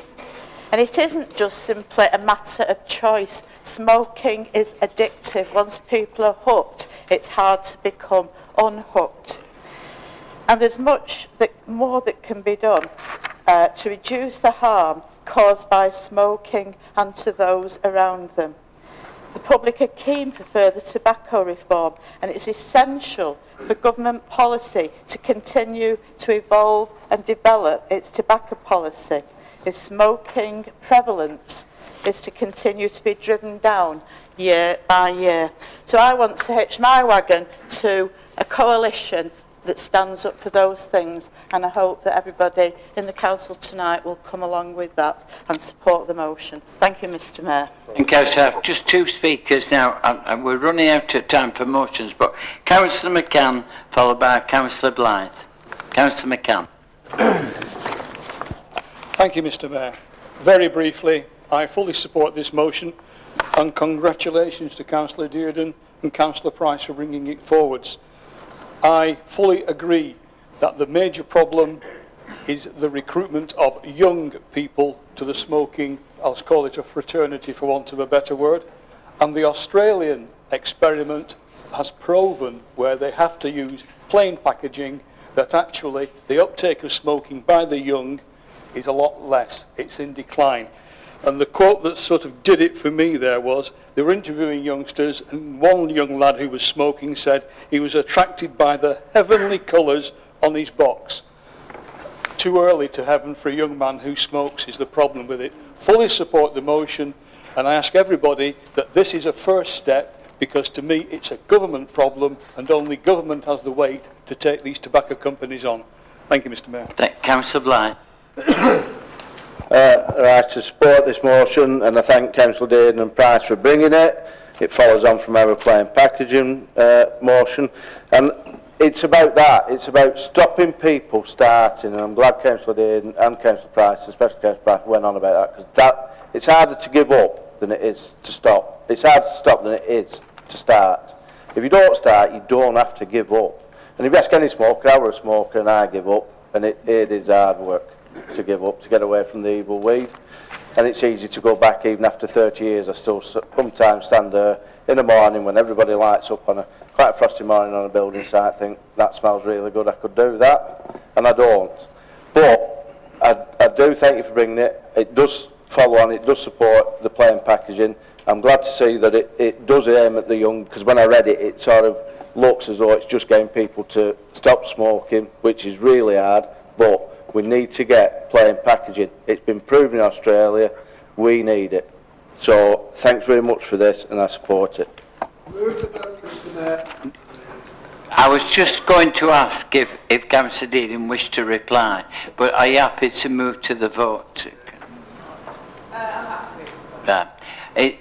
We'll move to the vote. All those in favour, please show.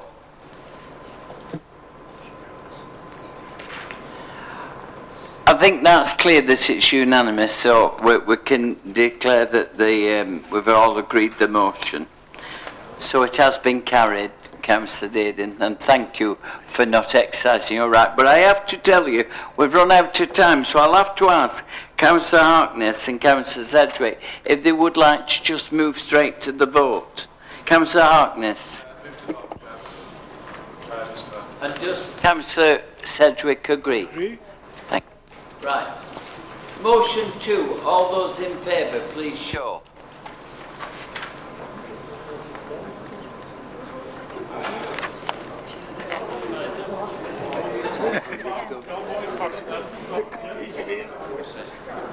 We came to...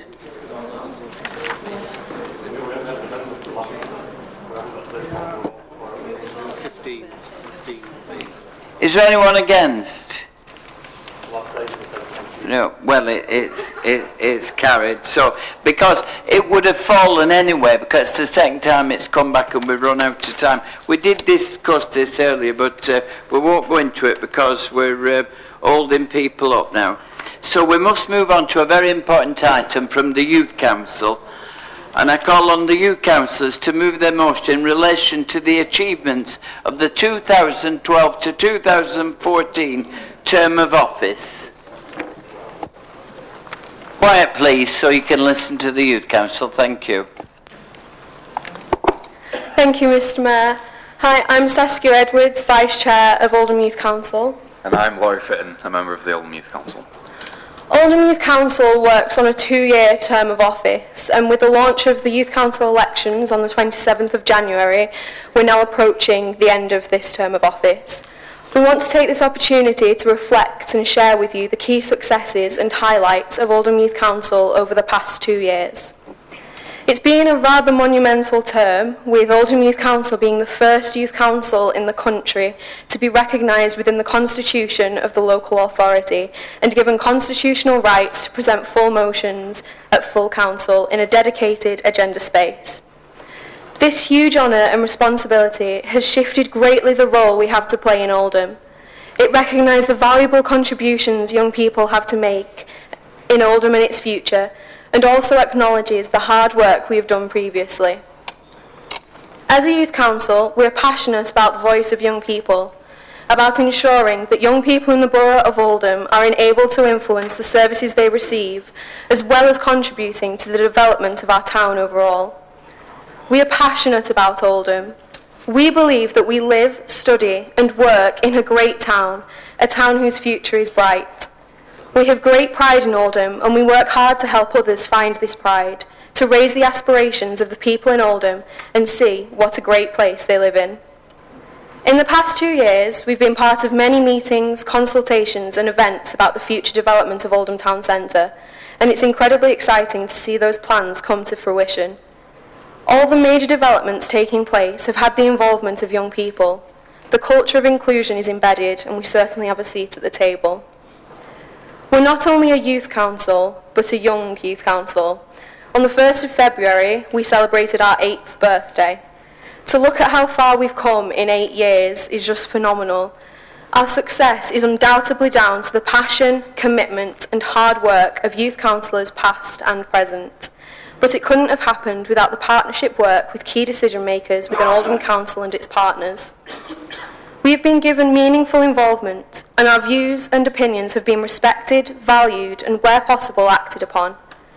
Adults haven't patronised us, haven't played at involving us by being tokenistic, but instead have welcomed our involvement, supported our development, have shared decision making and have created processes and systems to ensure that we can be a part of democracy in Oldham. We have and will continue to make our mark.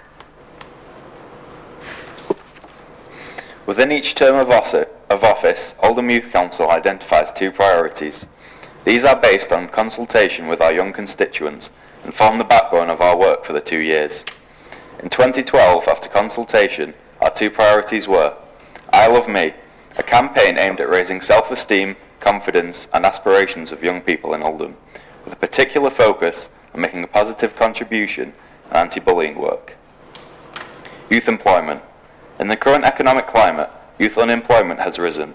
We wanted to work collaboratively with Oldham Council and its partners to look at how this can be addressed, with particular focus on work experience and being work ready. The I Love Me campaign is something we all feel passionately about. We wanted Oldham's young people to have pride, self-worth and strong aspirations. We want every young person in Oldham to be able to say with confidence, I love me. We believe that if you have positive self-esteem and a strong sense of worth, that your outcomes are more likely to be positive. You are more likely to achieve well in education, avoid risky behaviours, and be healthy both physically and emotionally. Our campaign was ambitious to say the least, so we decided to focus on some key aspects. These were tackling bullying as well as promoting active citizenship and volunteering through our Goodies in Hoodies work. I Love Me was also a great way for us to make a contribution to the cooperative borough. We wanted to encourage young people to be more active in their communities, to raise their own self-esteem through giving to others and making a positive difference. We have role modelled this via our Goodies in Hoodies work. This involves youth counsellors volunteering their time to help community causes. Our Goodies in Hoodies programme is not only aimed at encouraging others to make a positive contribution, but is also about challenging the negative and unjustified stereotype of young people in the media. This work demonstrates clearly that young people are a positive force in our communities.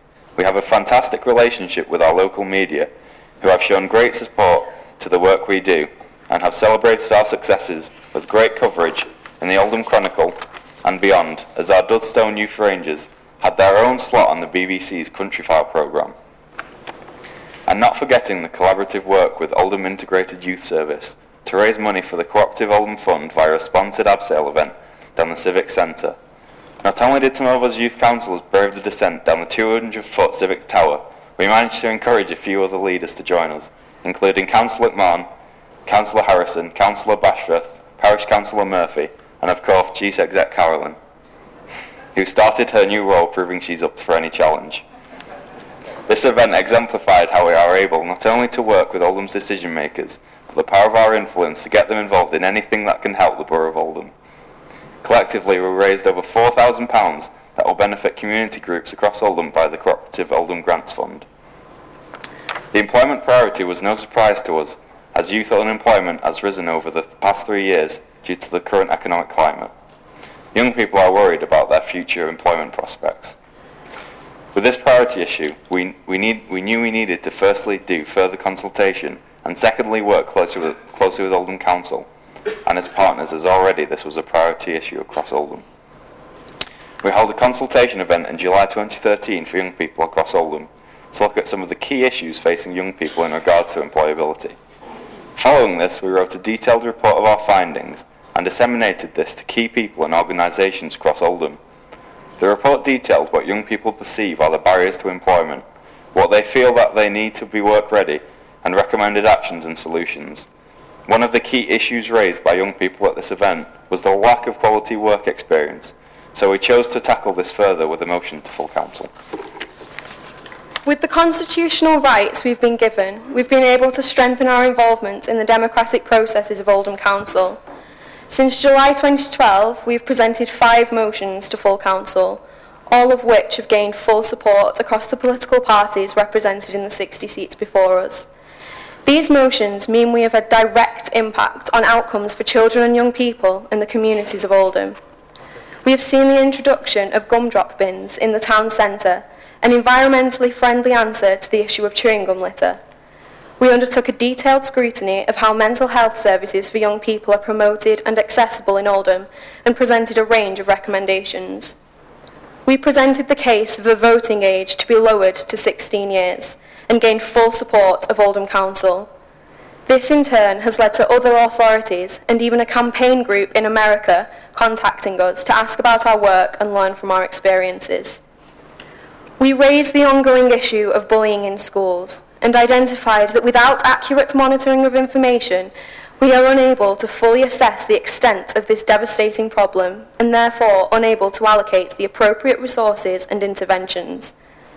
This led to us being invited to speak at the School Governors' Conference, where our work was commended by Professor Gervais Finn.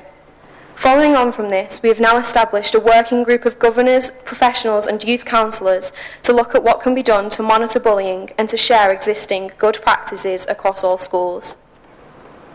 We also opposed a motion based on the work we had done around youth unemployment, as previously mentioned.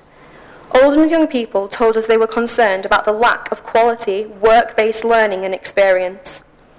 We proposed a motion calling for a scrutiny of work experience offered in our educational establishments so we can assess what is offered and identify gaps. This again was agreed by your good selves and work is underway. Linked to this and in line with our 2 priorities, we are now working closely on the universal youth volunteering offer. In partnership with Voluntary Action Oldham, we have established the Youth Volunteering Ambassadors. These ambassadors will take on a range of roles to promote and market youth volunteers, to be role models to other young people and help shape and influence the youth volunteering offer in Oldham, so there is a diverse range of quality opportunities for young people to not only volunteer and make a positive contribution, but to gain valuable experiences that will enhance their future employability. We feel our inclusion in full council has been a great success, and we look forward to making further contributions in our next term of office.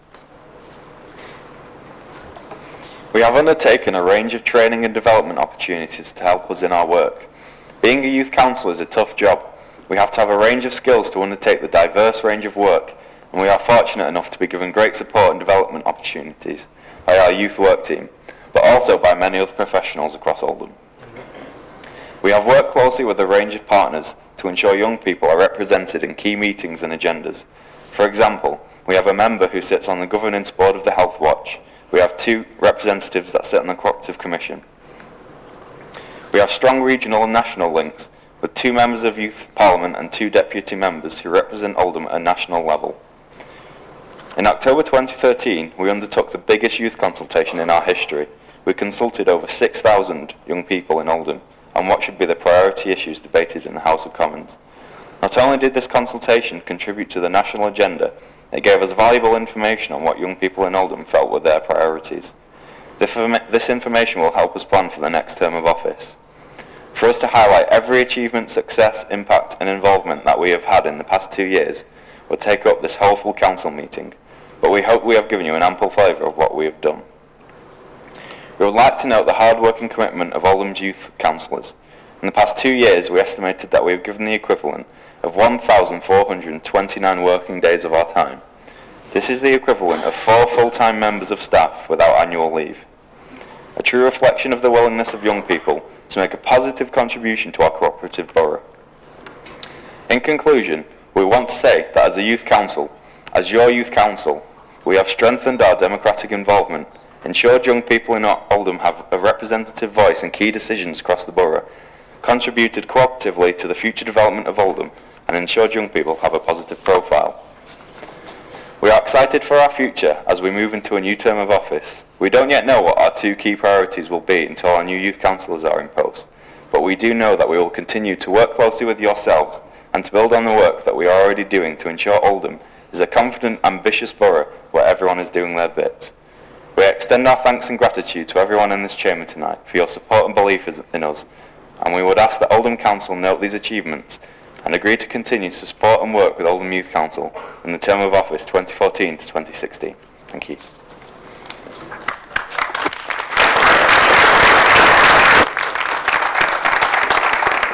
Well, I'm sure we'd all like to say that was an excellent presentation, and together with the achievements of your representative, the youth mayor, I can tell you she's doing a splendid job.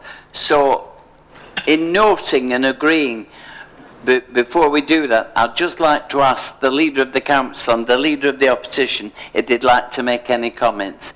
And I just want to say I'm sure the whole of the Council would say a very sincere thank you for everything you've done. Thank you. Councillor McMahon. Thank you, Mr Mayor. And can I thank the Youth Council for the work again they've done coming to this meeting with the report. You got across a lot of tasks there about activities that you've been undertaking and work and campaigns that you've done.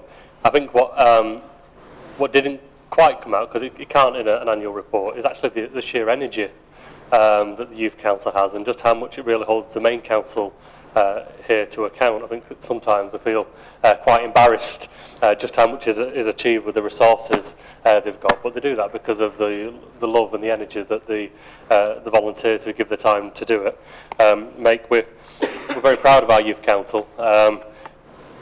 You'll know that we had our visit last week, fairly stressful I should say, from the Local Government Chronicle, who were here to assess whether or not Oldham made the mark to be potentially the Council of the Year. Who knows how that will go, but I can tell you this. When Oldham was put on show, I think we really stepped up to the mark. I was usually very self-critical on my own part, but everybody else was fantastic as ambassadors for Oldham. Everybody they spoke to, from housing associations, from council staff, from councillors and of course our youth council, left them with the impression that Oldham knew what it was doing and that everybody was behind the vision about where we're trying to take the town. And they weren't just impressed in a patronising way, because I think, to be honest, we are not the only council that they visited. I think we're one of 7 on the short list. And you are not the only youth council to be brought out to meet the judges. But they were really surprised, first of all, just how much is done in Oldham, but secondly, how seriously it's taken in Oldham, because it's not just a token gesture. You are given resources, you are given political support, you are given a democratic mandate, and the ability to be able to bring issues to the council here, I think they were surprised at, because I think it's almost unique. I don't think it happens anywhere else. But that really sets the standard, I think, for other people to follow. And I suppose the question for all of us really is, well, what next? You haven't achieved what you've achieved by accepting the status quo. You've always pushed the boundaries, you've always asked for more, and the council's always been willing to almost kind of take that and abuse it to really demonstrate just what a positive kind of role models you can be as a youth council to other people. I think the other thing is, actually politics can be quite a lonely job. And I think for everybody in the chamber, when you come up against a force of criticism that people in Oldham at times can offer, I should say it's getting better than it was, but it's still there, quite rightly, until we deliver on the things we said we're going to deliver. I can't tell you how personally rewarding it is to have a group of people who are not cheerleaders. You hold us to account and you challenge, and you do that and it's right, but who are unfalteringly positive about where this town is going. It's refreshing, and I think if you are representative of the wider population of young people in Oldham, this town has got a very, very bright future. Councillor Sykes. Councillor Williams. Councillor Williamson. Councillor Williamson. Thank you, Mr Mayor. I would like to thank the Youth Council for this report. It has been a very busy term of office for your youth councillors who, like parish councillors, have given freely of their time and without any other motivation than representing the views of the young people of Oldham. As you stated, you have to be knowledgeable in lots of different areas. Hopefully, this knowledge will help you in whatever you do in the future. The 2 themes that you chose, Isle of Me and youth unemployment, are very relevant for today's young people. As you're probably aware, later on this evening we'll be talking about the Cots to Education funding, and this will have an impact on some of the youth councillors. So making sure that young people feel confident and are able and want to make a positive contribution will be more and more important. Some of the motions that have been passed by this council have already been implemented, and the others, I personally hope in particular, Votes for 16 campaign, will be voted on positively in Westminster sometime. As you state in your report and your speeches, you most certainly have made a positive contribution to the borough, and in your next term of office I am sure that you will continue to do so. So, the Liberal Democrat group look forward to working with you and wish you great success. Thank you, Mr Mayor. It's just time now, and the first person who indicated was Councillor Harrison. Thank you, Mr Mayor. Just a couple of things. A few months ago, I just happened to be in on a morning, and I noticed on the BBC News that they were televising live from Westminster, the Youth Parliament, and both our youth MPs were called to speak, and they really did Oldham proud. They were absolutely wonderful. I was very proud that morning. Jim's already referred to the people coming from the LGA last week, and the group of youth councillors were on the board next to the elected members. And we thought we'd acquitted ourselves well, but the second one who came, it just illustrated they spent so much time listening to the youth councillors, and there was this really animated talking and discussion going on. You could tell that, you know, there was a real involvement. Very often young people become tongue-tied in the face of sort of authority, but it was obvious that it was a free-flowing conversation, and it was wonderful. And just a quick one. When I have to do the abseil, thank you for not patronising me. Thank you. Jenny, don't worry, nobody asked me. I think they couldn't get insurance at our age, but however, I'm sure they did very well. I just want you all now to agree that we would ask you to note their achievements and agree to continue with our support. All in favour? Agree? Agree. I think that's your answer. And once again, thank you, and tell all your members we do appreciate what they do. I know they can't all come here tonight, although it would be good for me if they did. It frightened a few more of them, you know, it'd be quite good. But just tell them you're doing a good job, and everybody thinks what you're doing is good for Oldham. You're part of Team Oldham. I'm sure Jim realises that. So thank you very much. I think we can say before they leave, once again, show them in the normal way that we've appreciated their...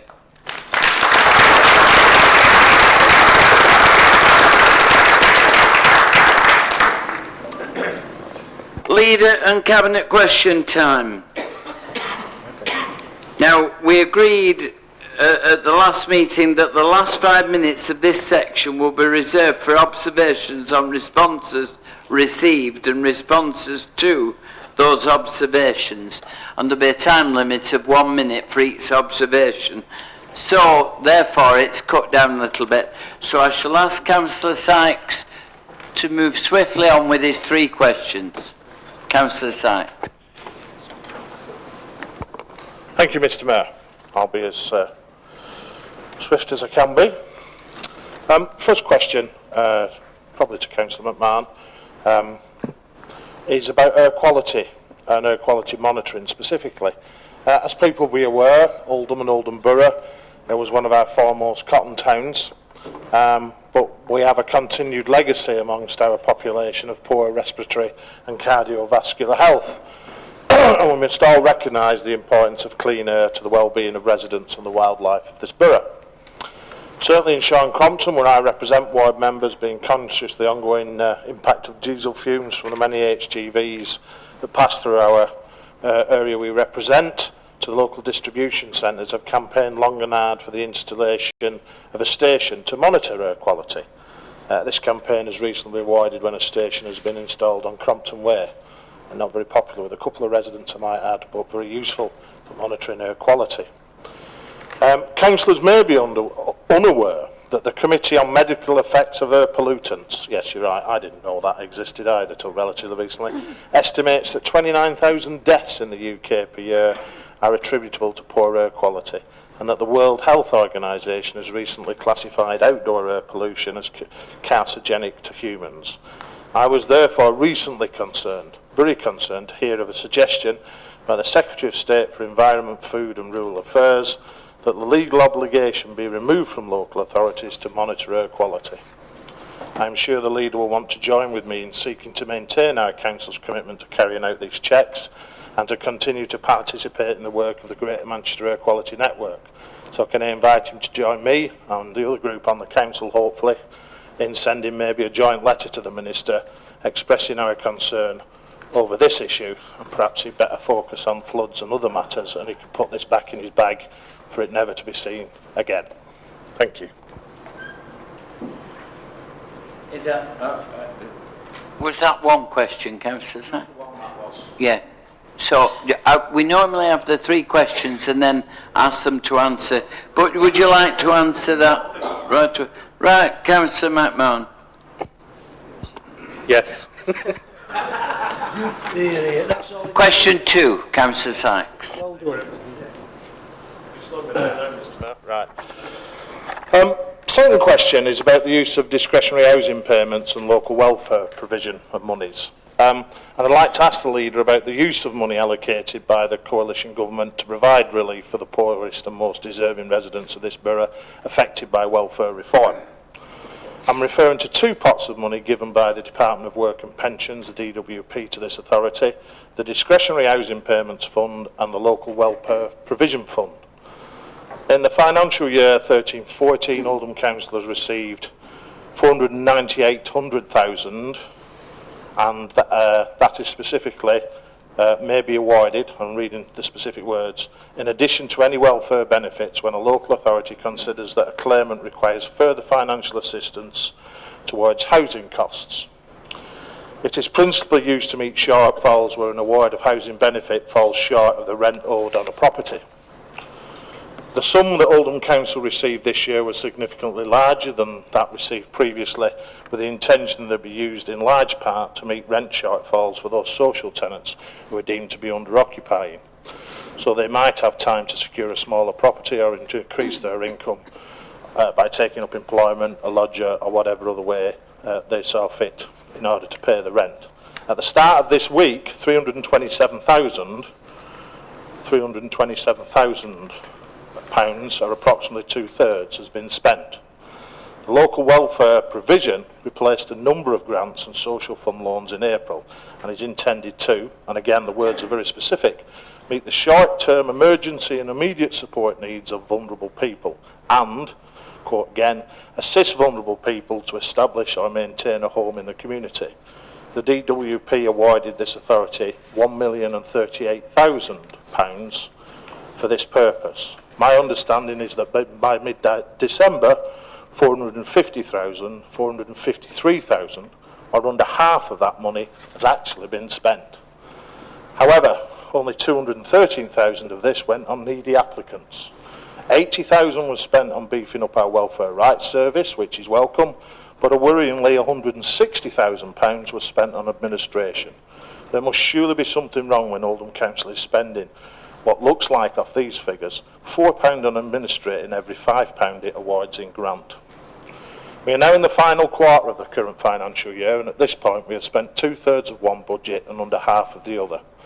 So can the leader please tell me how he intends to speed up payments in the final quarter to ensure the poorest and most needy residents of this borough get the money they're entitled to, and as the government expected to when it awarded this council the money?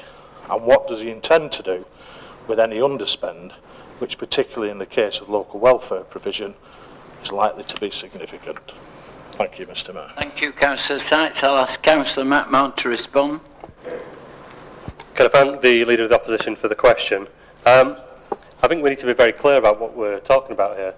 The funding isn't meant to be spent in day one. The funding is meant to last a financial year.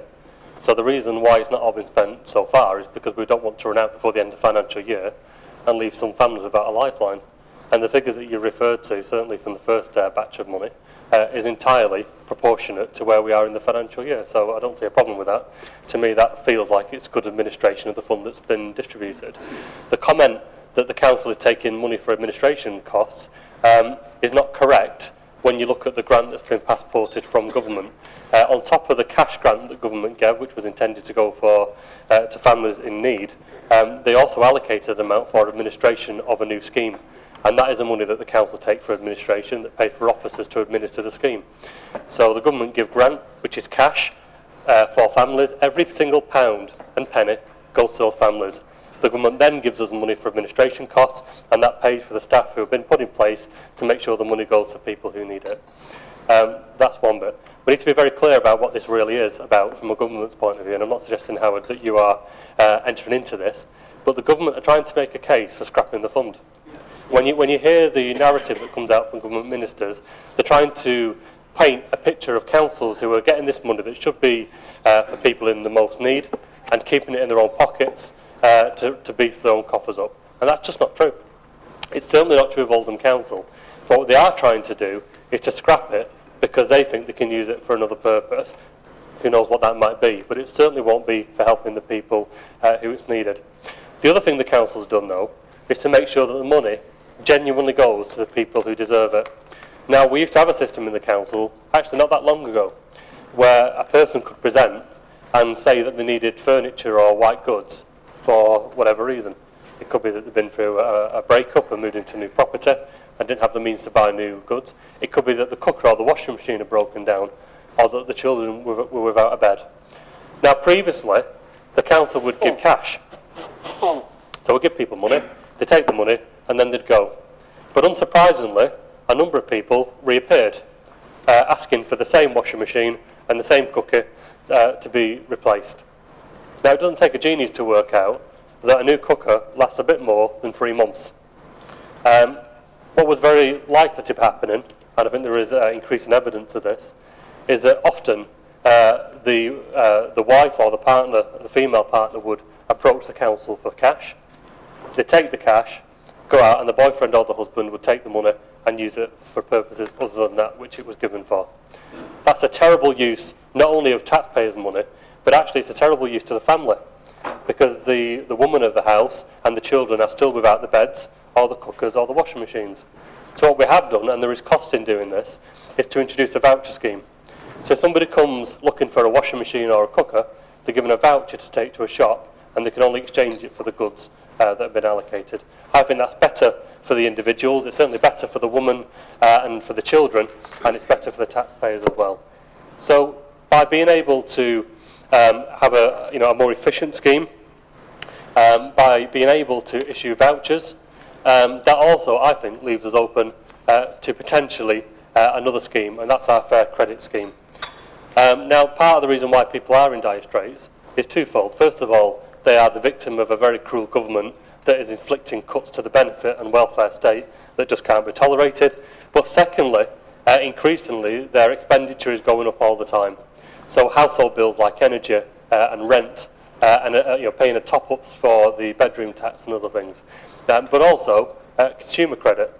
And we do know that a lot of families in Oldham are forced to go to Bright House and Perfect Home, and they pay a disproportionate amount of money for their white goods and consumer goods. So what we're trying to do, in line with this fund, to help the people who were there to help, and it's actually more important now than ever, if the government are looking for an excuse to scrap this fund, is to set up a high street shop, so that people in Oldham will have a viable alternative to Bright House and Perfect Home. And I think if we can do that, that gives us an opportunity to help people, even if the government decide they don't want to. So rather than falling out, rather than taking the government's line that councils are taking the money that they oughtn't be taken, when actually we're not, we're helping the people we're here to help, and every pound and every penny is going to those people. Let's get together and work about how is Oldham going to respond against a government that doesn't care. Councillor Sykes, final question. Thank you, Mr. Mayor. My last question is about 0 hours contracts, something I know the leader's spoken on before, and the use of 0 hour contracts by employers has recently attracted, and rightly so in my opinion, significant criticism. The Get Oldham working strategy, a key corporate priority for the council, includes a commitment, and a quote from the council's own website, to support fair employment by promoting a living wage and tackling issues like 0 hour contracts. We had a debate about introducing the national living wage at the last council, and tonight I will confine myself to the question relating to 0 hours contracts. The Secretary of State for Business, Innovation and Skills, Dr Vince Cable MP, has launched a public consultation on a range of proposals. Sorry, Councillor. You pull me up when I do that, Mr Mayor, so... It's all right, I'm just checking on some a range of proposals, it's all right. We'll a range of proposals. Off now. The Secretary of State for Business and Innovation and Skills, Dr Vince Cable MP, has launched a public consultation on a range of proposals to reform the use of 0 hours contracts in the labour market. The closing date for submission of comments is 13th of March this year. Will the leader will recall I asked for a special hearing of Overview and Scrutiny Board to be convened to respond to a similar consultation last summer by the government on the work capability assessment, which I felt was a very constructive way of this council making its voice heard loud and clear. Could I ask the leader, will he convene a similar hearing of ONS or any other body or whichever other mechanisms of which elected members, other interested parties, employers, bodies, trade unions, voluntary sector and others can attend or otherwise contribute, in order that the council can make a collective submission by the deadline, not only of its views but the views of the citizens of Oldham which it represents and works for. Thank you, Mr Mayor. Thank you, Councillor Sykes. Councillor McMahon to respond.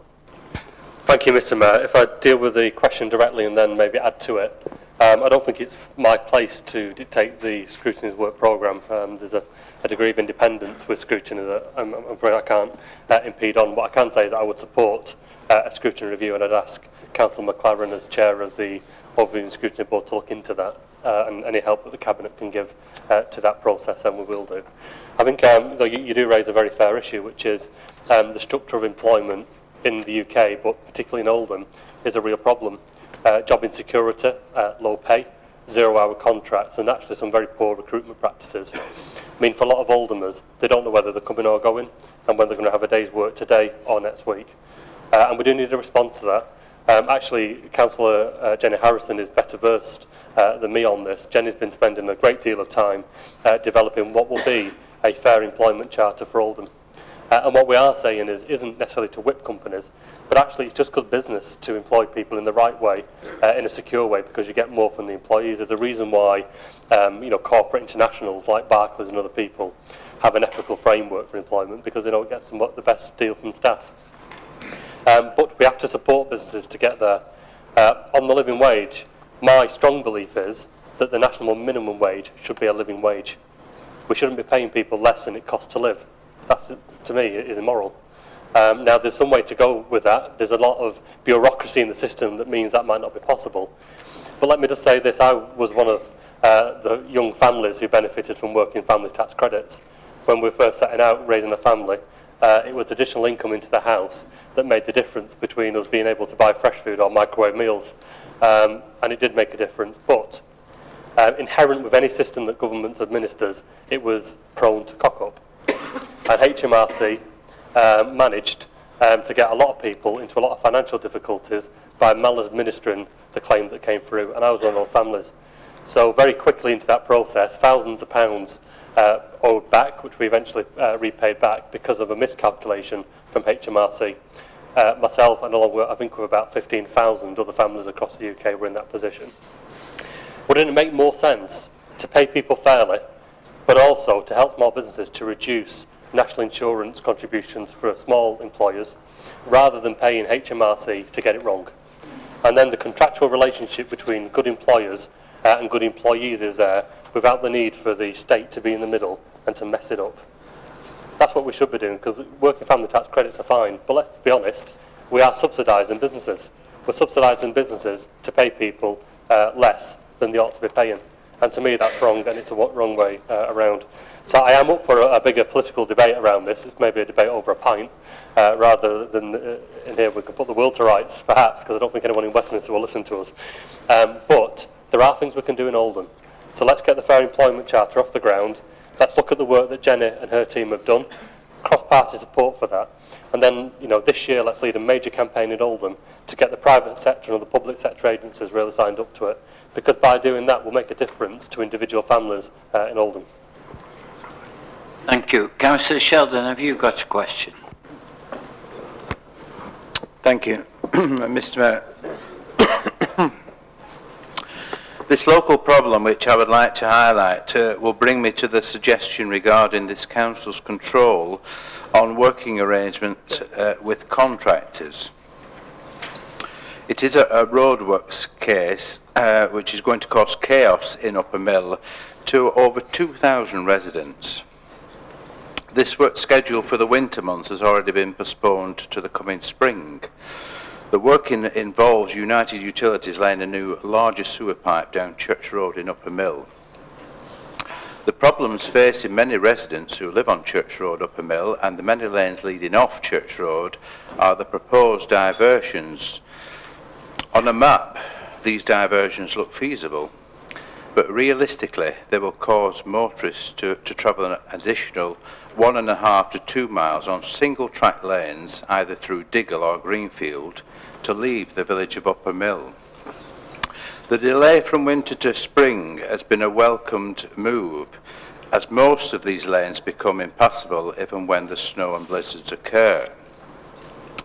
This is where I come on to the suggestion. Can we suggest or insist that contractors who will undertake this work do so in a speedy manner, possibly working a 24-hour shift system? This would considerably reduce the time this work is going to inconvenience both the residents of the Church Road area, plus the parents taking children to a nearby primary school. Thank you. Councillor McMahon. Mr. Mayor, I'm sure you'll appreciate that's a fairly detailed question for me to answer without the background information. What I can say is that Councillor Hibbert has agreed to meet after the council meeting and hopefully find a way forward. We need to be careful. We don't overpromise something that we can't deliver, but certainly the will is there to look into it. Yeah, I'm sure Councillor Sheldon will agree to that, right? Now, I've had advance notice of questions. We're running out of time, but the first one is Councillor Shuttleworth to ask his question. Thank you, Mr. Mayor. With the cost of household energy once again being increased well above inflation, would the appropriate Cabinet member advise, 1, if there are any proposals to once again run the energy auction, so much welcomed by many residents in all areas of Oldham, which is so successfully put together by this Labour administration? 2, how many households within the borough benefited from the scheme introduced? And 3, if known, what the estimated average savings was per household? Thank you. I call on Councillor Stretton to reply.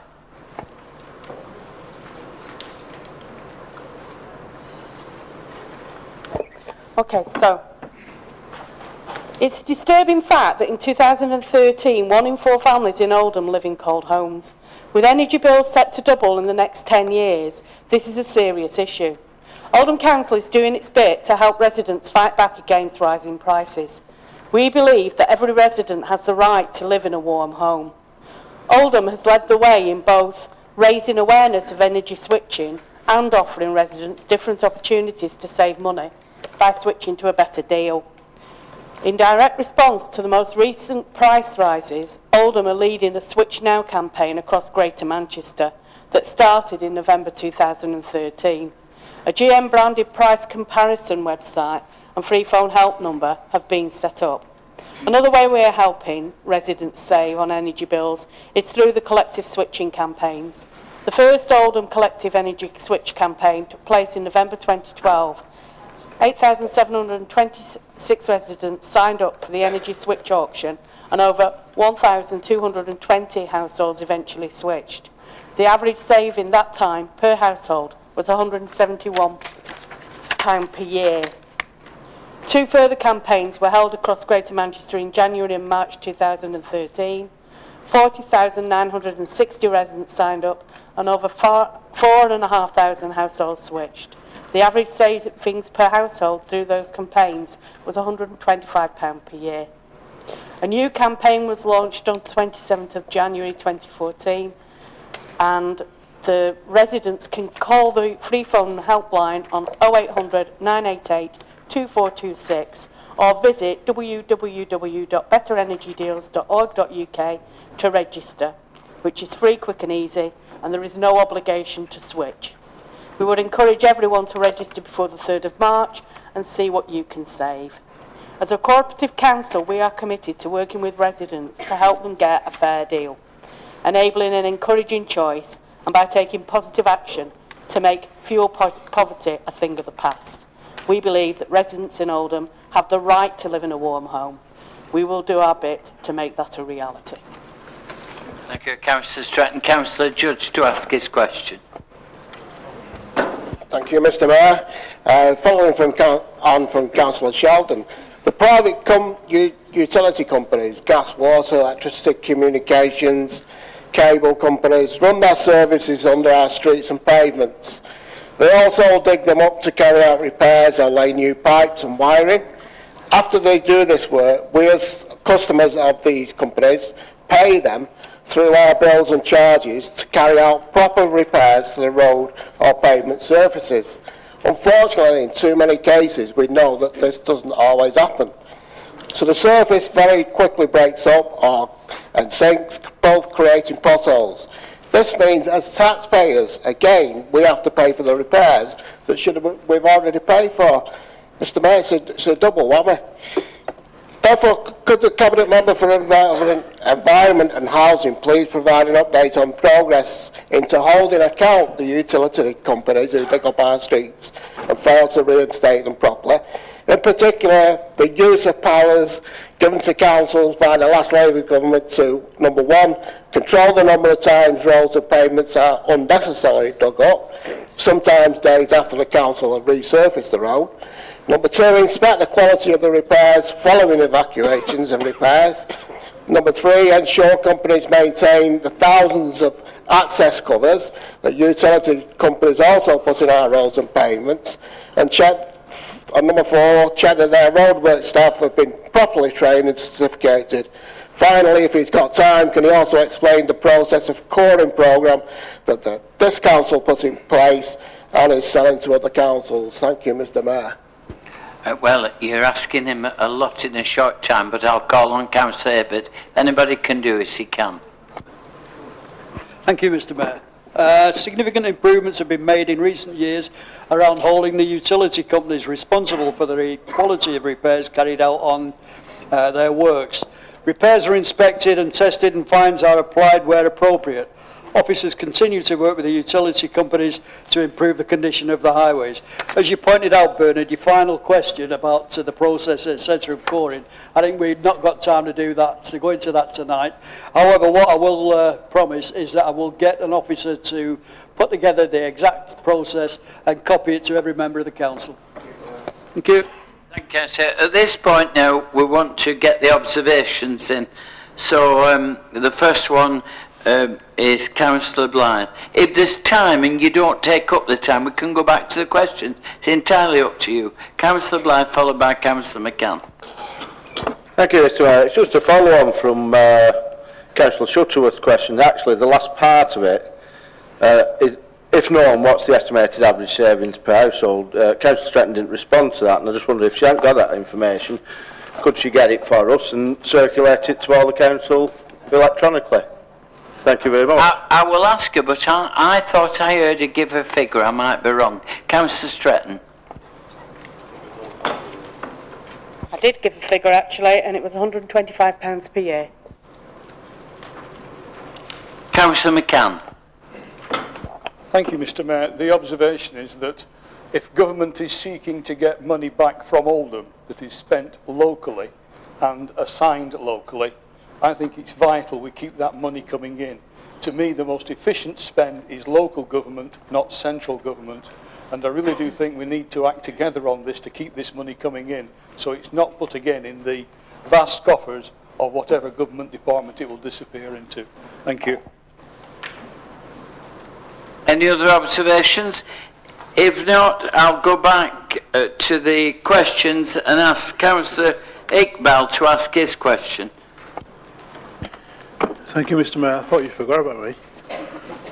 This is a question for Councillor Steve Bashworth. Social landlords from across Greater Manchester have announced recently that they will be working more closely with the police to tackle crime and antisocial behaviour.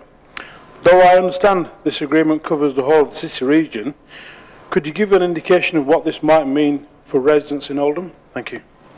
Yeah, thank you, Mr Mayor. Thank you. Oh dear. You've got styrofoam. Yeah, thanks. Thank you, Mr Mayor. Thank you, Councillor Iqbal. Yeah, this is something that happened late last year. Greater Manchester Police, one of the first forces in the country to sign a formal pledge with social housing providers in Greater Manchester, which means they'll share information between themselves to tackle antisocial behaviour, hate crime, that sort of thing. But the good for Oldham, Oldham's already doing this. They've been doing it for quite a long while, and we've got our social housing, nearly 21,000 houses in the borough, and there's been some measures in place for quite a while where our social housing providers share information with police and the council, and we can identify where hate crime issues might be arising, antisocial behaviour, all that sort of thing. So although Greater Manchester Police are the first to sign the formal pledge, Oldham beat them to it. Thank you, Mr Mayor. Thank you, Councillor Bashford. With your expert, we can now get someone else in, so Councillor Philomena Dillon can ask her question. Thank you, Mr Mayor. Question for the Cabinet Member responsible for waste and recycling. I've noticed recently in various documents that Oldham Borough is 5th out of the 9 boroughs in Greater Manchester who recycle through the facilities of Greater Manchester Waste Authority and Viridor Lang. Oldham Borough was 3rd in this league in 2011. Could the Cabinet Member for Waste and Recycling explain why this borough has slipped in the league table and what initiatives are being taken to increase the recycling rates in the borough? Thank you, Mr Mayor. Thank you, Councillor Dillon. I'll call upon Councillor Hibbert to respond. Thank you, Mr Mayor. Oldham was, and still is, at the forefront of initiatives aimed at increasing recycling rates, being the first authority in Greater Manchester to move to alternate week collections. weekly food waste collections. In other words, 2 collections weekly. And the introduction of biodegradable bags in supermarkets. Whilst Oldham was in third place in the Greater Manchester League table, over the last year a number of councils with a stronger recycling demographic have followed our lead, enabling them to increase their recycling rate. In other words, Councillor Dill, they've learned from us and are putting our projects and our ideas into practice. All of this work is building on our relationship with our communities, and we are asking for the support of every household to recycle just 10%. 10% more of the waste they produce, as this will be a significant help in addressing the budget reductions we are facing. The reason is Oldham still has a solid foundation for recycling collections, and this year has launched a number of new initiatives and projects aimed at improving our current performance. But we can't achieve it without the cooperation and participation of the residents of Oldham. We can put as many processes and procedures in place as we like, but if people still don't follow it, it's not going to achieve it. We've got to get the people of Oldham behind us, and I'm relying on every single member of this council, including yourself, Councillor Dillon, to press that issue on your friends and your neighbours and your family. Let's all work together on this, because it is an important thing. I noticed in a recent survey that every single ward, residents were asked about issues that concern them. And in 17 out of the 20 wards, litter on the streets was one of the top issues. This is all part of the same matter, the same project. Let's get together, let's keep Oldham clean and tidy, not only for the sake of ourselves, but for our children. And because of the increasing number of people who are going to be coming into Oldham, with all of the attractions that are now being planned and being created and built, we want to make sure that we have a good impression on visitors to Oldham to ensure that they come back again, to spend the money and to keep Oldhamers in work. Thank you very much. Thank you. I'd like to thank everyone for moving on so swiftly and adhering to the rules. It has enabled us to take more questions, to get more answers than we normally do. But unfortunately, all good things come to an end. And we're on item 12. Questions and observations on Cabinet minutes. And I call upon Councillor McMahon to move and Councillor Akhtar to second that the Council notes the minutes of the Cabinet as circulated. Following agreement of full council at its last meeting, the last 5 minutes of this section will be reserved for observations on responses received and responses to those observations. The time limit again is 1 minute per observation. Formally second the minutes, Mr. Mayor. Councillor Blythe. Thank you, Mr. Mayor. I'd like to ask a question on minutes on page 52, Cabinet of the 16th of 12th, 2013, and it's minute 12. The introduction of service charges to the PFI sheltered housing group schemes. And I acknowledge all the work that has been done to put in, that has been put in to prepare residents for these increased charges, and they are unavoidable. And we have done a lot of work to support these people. But can I ask, can you tell me, the Cabinet member, please tell me what support, if any, we've put in for residents who decide they can't afford those extra costs and want to move out of the scheme? Councillor Ebbett. Thank you, Mr. Mayor. I think it's important to note that this scheme has been introduced on a staggered basis. It's a report that I read today which will shortly be coming to Cabinet and eventually to Council, which indicates that there have been very few actual strong objections to this. There have been lots of questions, lots of requests for clarification, but the reality is that we are doing this extremely well. We will still, at the end of the process, be far less than other authorities who've had to bring it in. And for existing residents, it's actually being staggered in over a 5-year period. So we feel that we've worked very closely. We feel that people are accepting to a large extent what we were proposing. Councillor Brownridge and myself had a discussion with the relevant officer this afternoon, and we were both very encouraged with the way that it has been, is about to be introduced. We're offering as much support as we possibly can. We don't want to see people pressurised into leaving properties that they want to live in, unlike the people who've imposed a bedroom tax on the people of Oldham. Thank you, Mr Mayor. Councillor Thompson. Thank you, Mr Mayor. I refer to Minute 11, page 51, the Revenue Monitor for month 7. It forecasts an underspend for the year of £865,000, a sum which increased to 1.5 million at month 8. Would the Cabinet Member please confirm whether there would still be an underspend if the Council had not transformed the near 3 million overspend in adult services into an internal loan? And as very little of the promised repayment has materialised, over 2.3 million is forecast to remain outstanding at the year end. Will the Cabinet Member therefore confirm as well that the likely projected overall position is an overspend for the year of £750,000? I think Councillor McMahon's going to answer. Thank you, Mr Mayor. Councillor Jabbar can answer in terms of the strict finances, but clearly this cuts across what is an adult social services pressure. I should say I was reading, because I am this sad, and I do struggle from insomnia, a 2003 budget paper that was talking about a £2 million adult social services deficit. And guess what? It's still there. And the problem is, politically, we need to step up to this and to recognise that there isn't enough money in the system to pay for the eligibility criteria that council has set, because we don't like saying no. And the problem that creates for officers of the council who have to administer that scheme is, when people present and are eligible under the scheme that we set, then it gets signed off. But because councillors don't set enough money at the beginning of the year to deal with that eligibility criteria, ultimately it means midway through the year the budget is always overspent. That was the case in 2003. It's been the case across different administrations, but now we're taking a grip of it. But that won't be easy. And it won't be easy because it's difficult now. Now imagine what it's going to be like when we take another £60 million out of the council's budget.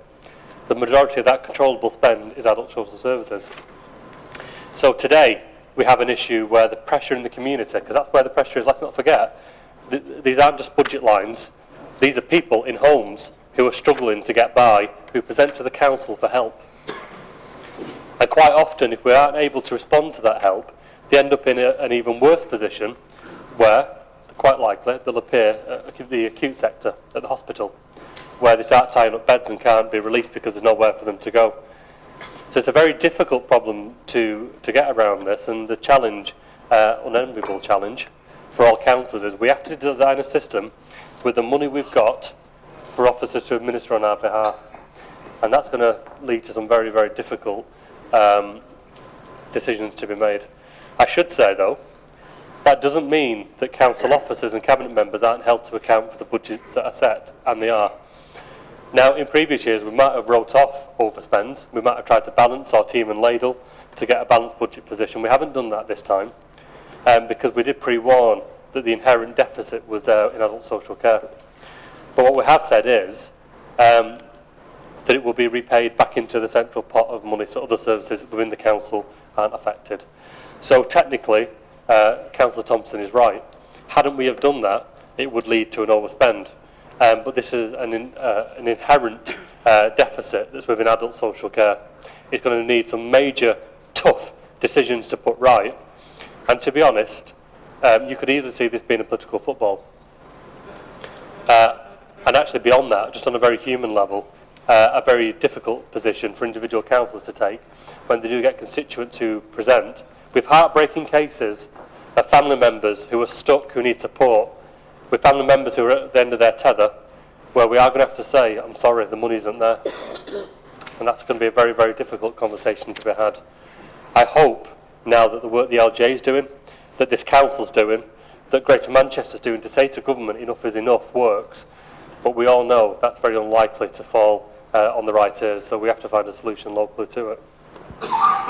Thank you, Councillor McMahon. Councillor Hindle. Thank you, Mr Mayor. I'd like to observe on minute 6 on page 47 the Cabinet meeting of the 16th of December March last year, the Residential Development Framework and Residential Development Prospectus. I welcome the idea of this framework, and I'm sure Dave will be very pleased to hear that we on this side of the chamber as well recognise that Oldham needs quality housing. But there are also a few concerns with this topic as well. Greenbelt land, for example, land at Haven Lane is being put forward for housing with no thoughts for the difficult access to the site from both ends of Haven Lane, either up Count Hill Road, where you're coming up a hill, a very sharp above 90-degree turn, then going downhill on a blind bend, and at the other end, at the Turpit Lane end, which is always congested with traffic around there.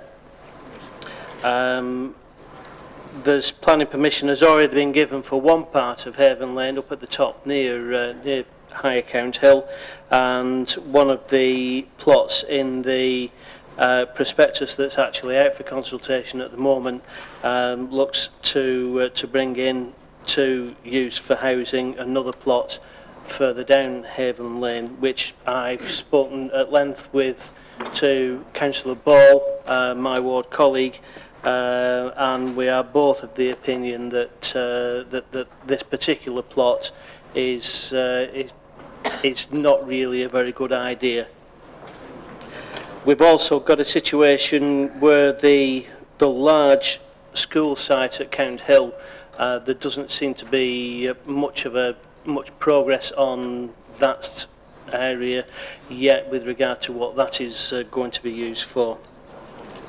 However, it's not all doom and gloom. Councillor, I have to remind you, I hadn't moved on from question, but I don't mind because you're not the only one that confuses observation with questions. But I have to repeat, you did all agree there would be 1 minute. This is the longest 1 minute I've allowed you to have, so could you wind up?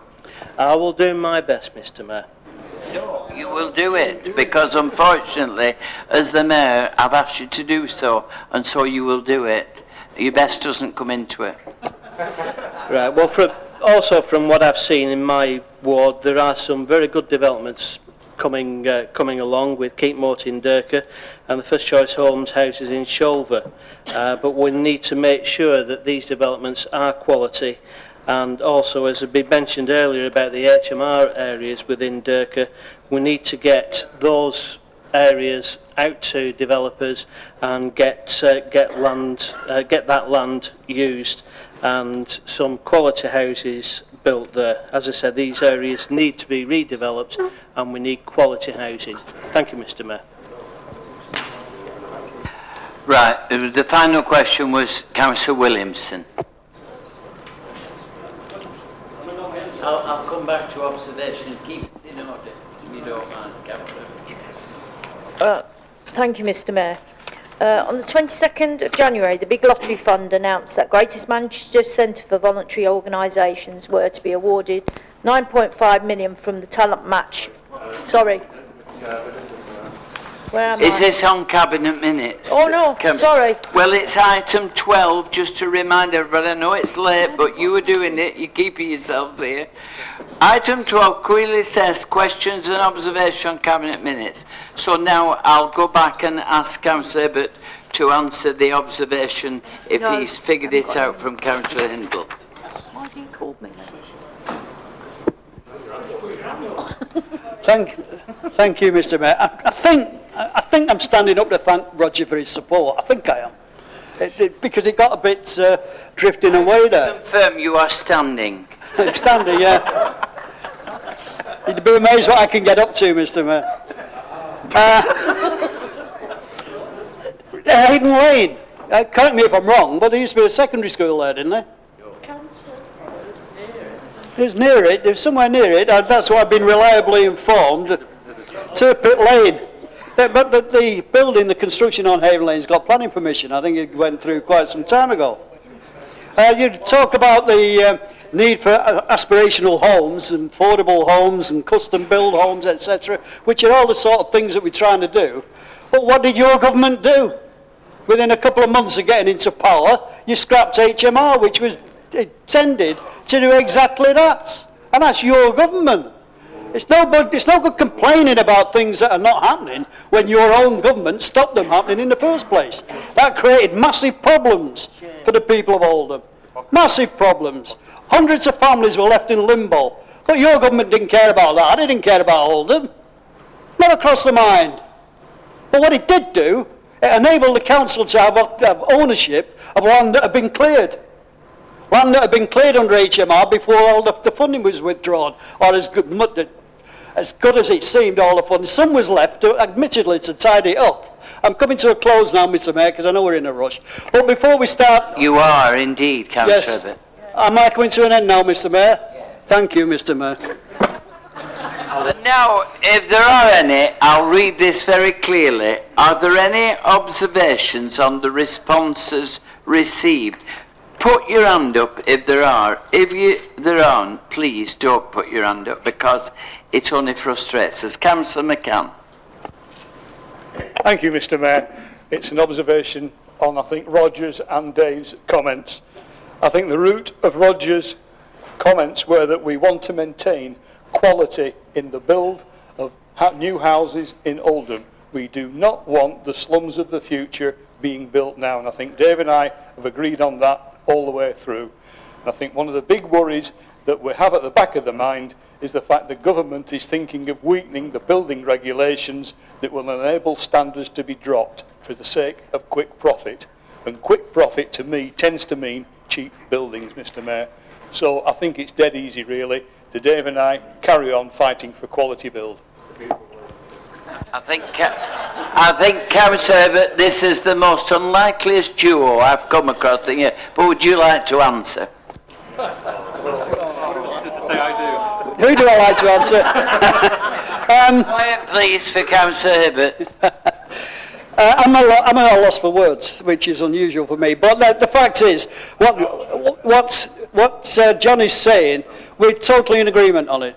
What his government, and let's face it, John, you know, at the end of the day, it's your government, and you've got to campaign with your party and the people that the Unholy Alliance has brought you together with.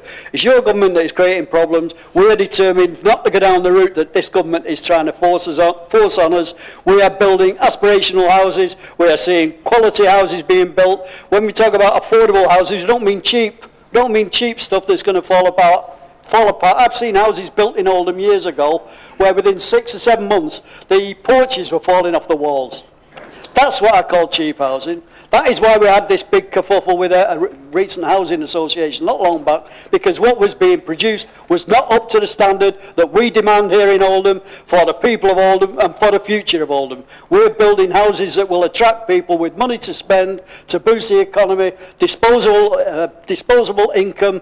We're building a town that will attract people to come and spend money in retail outlets, in restaurants, in leisure outlets. We are determined to make sure that Oldham becomes the retail, leisure and social destination for the north of the conurbation.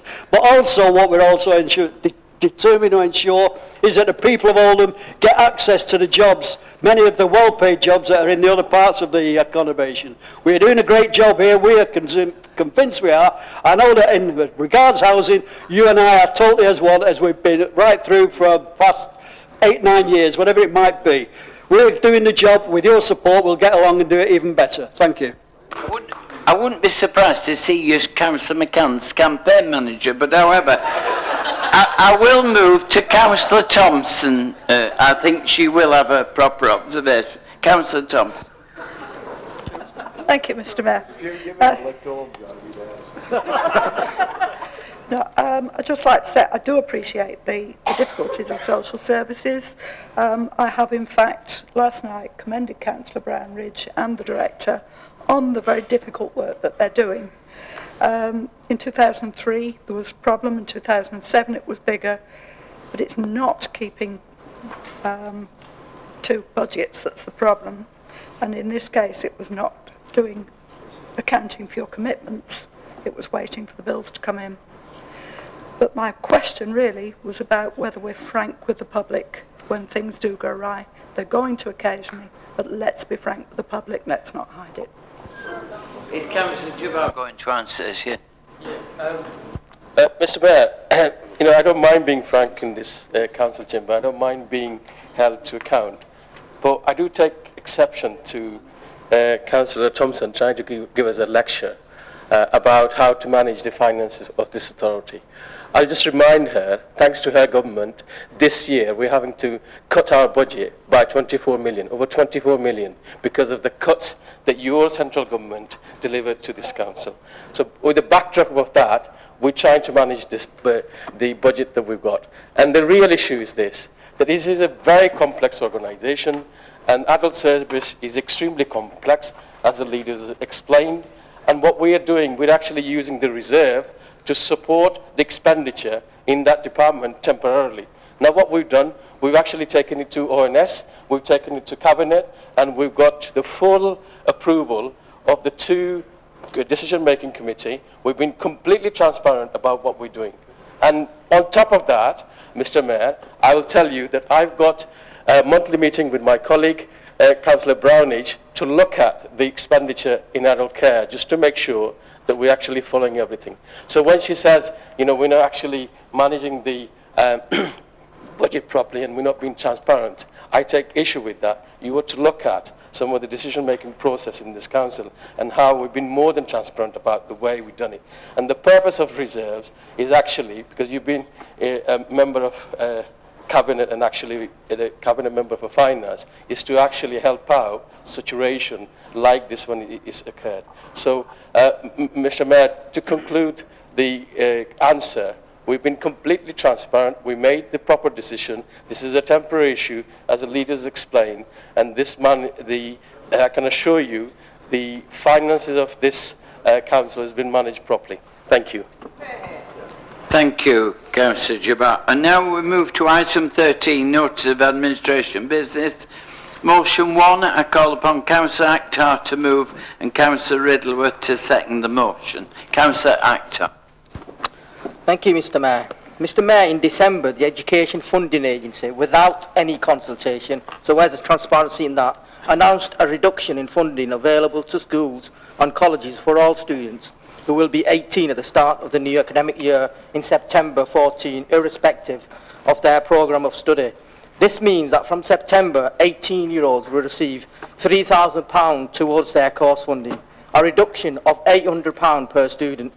This is 17.5% less than for those who are 16 or 17, and almost 40% less than the funding allocated for 11 to 16-year-olds. In Oldham, this reduction in funding will affect approximately 700 students across Oldham College and the Sixth Form College, and nationally it will affect around 68,000 18-year-olds. The reduction in funding for both colleges in Oldham will be almost £500,000. This is a reduction in funding that both colleges could do without. There are many reasons that young people can find themselves still in further education, not at university at 18. Some students need to pause or delay their studies due to illness, bereavement, family problems or homelessness. Some may need to resit a year prior to advanced level study.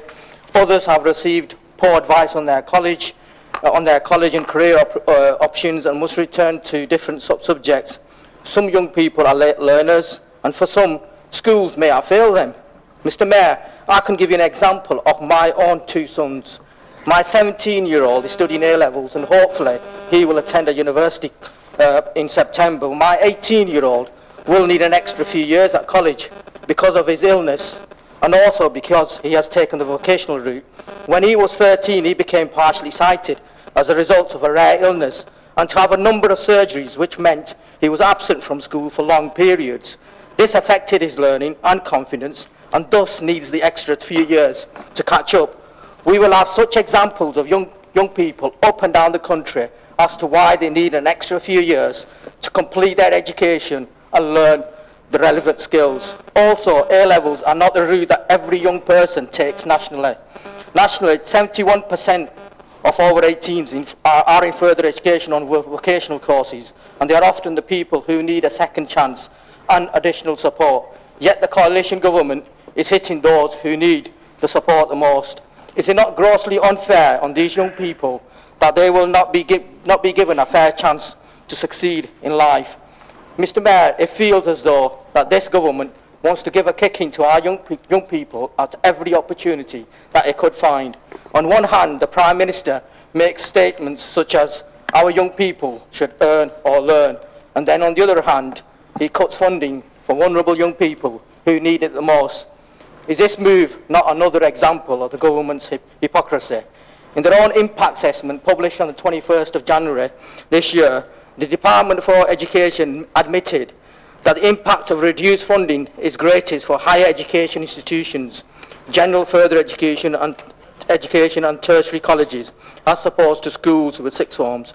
This pattern rings true in Oldham, as it will have an adverse effect on our two colleges. Of the 68,000 students nationally, 18,000 will be from a black and minority ethnic community. 14,000 are actually disabled. 24,000 qualify as disadvantaged and are eligible for disadvantaged uplift funding. The most affected regions are the northwest, where there are 11,000 young people, London, and then the southeast. But here in Oldham, we have got a higher proportion of young people, so the adverse effect will be even greater. The question we need to ask ourselves is, why is this government reducing this funding when their own impact assessment shows the gross adverse effect on our young people? Mr Mayor, I move the motion as printed and urge the Chamber to support it. Thank you. Thank you, Councillor Akhtar, and thank you for sticking within the time. And I call upon Councillor Riddlesworth to second the motion. I support the motion as printed. I'm amazed that this ill-thought-out spending cut, which will affect some of the most disadvantaged 18-year-olds, is being imposed. The report of the Department of Education admits that further education colleges will be the worst hit, with an average reduction in funding of 3%. This is an average and will be far worse in the hardest hit areas, the North West, London and the South East, which have the highest percentage of learners over 18. 28% of 18-year-olds in college live in disadvantaged areas. Also, there are a higher proportion of BME learners among full-time 18-year-old learners than in the total 16 to 18-year-old student population. I also fail to see how it fits in with other coalition government or Tory policies. At the Conservative Party conference, David Cameron's theme was tough love. No job seekers allowance for the under-25s if they are not in employment or training. This cut turns tough love into no love. There are very few jobs for young people with no experience, and with colleges facing a massive decrease in their revenue, there will be no training places either. The majority of those affected are studying at level 3, mainly in vocational courses. Currently, there are over 1 million NEETs not in education, skills or training in this country. In Oldham, there are around 1,000 under-25s claiming job seekers allowance. This policy could lead to a further 700 young people finding themselves in the same position if Oldham College and Oldham Sixth Form College find they are unable to continue to accept students over 18 years of age at the start of the year because it isn't financially viable. Over the life of this coalition government, further education has already been cut by 25%. Enough is enough, surely. Lynn Sedgmore, Executive Director of the 157 Group, agrees that the move could undermine the government's own policy. She says, the major impact of this funding decision will be on a large proportion of precisely the young people who need the most support from our education system. Those who have been failed by the school system and those training to take up the highly needed technician jobs of the future. With youth unemployment a major policy priority, it seems odd that the very group of young people most likely to become disillusioned by education and therefore possibly NEET should be targeted in this way. Martin Dole, speaking for the Association of College Lecturers, say, these students who need extra help, not less. Young people who are struggling to reach the expected level by the age of 18 and therefore need to stay in education a year longer will see their funding cut. London Mayor Boris Johnson, not normally considered a lefty, has spoken out against these cuts at this time, pointing out that the recent rise in the education leaving age, which is currently 17 and due to rise to 18 in 2015, make the cuts worse. He warns that trying to make short-term savings could lead to a rise in the number of young people not in education or employment, which could prove more expensive in the long run. Mr Gove justifies the funding cuts for the 18-year-olds in college by saying that this group was targeted because it was the least worst choice. It would be in the eyes of a minister who thinks that all 13-year-olds should be made to take the common entry exam for public schools so that they can see how well they are doing. In the real world, 60% of employers are reporting skill gaps, a demonstration that practical skills education is more necessary than ever, as is a continuation of funding for these young people who have often struggled through school, but who can, with the right level of support, achieve success and learn the practical skills they need to get a job. Thank you, Mr Mayor. Thank you. I think we should put some funding to skills for people with the timing, so perhaps if we could improve on it. Right, I call upon Councillor Williamson to move and Councillor Thompson to second the amendment. Councillor Williamson.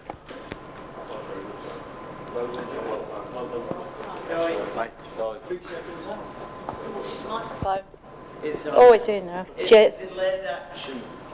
Sorry. Thank you, Mr Mayor.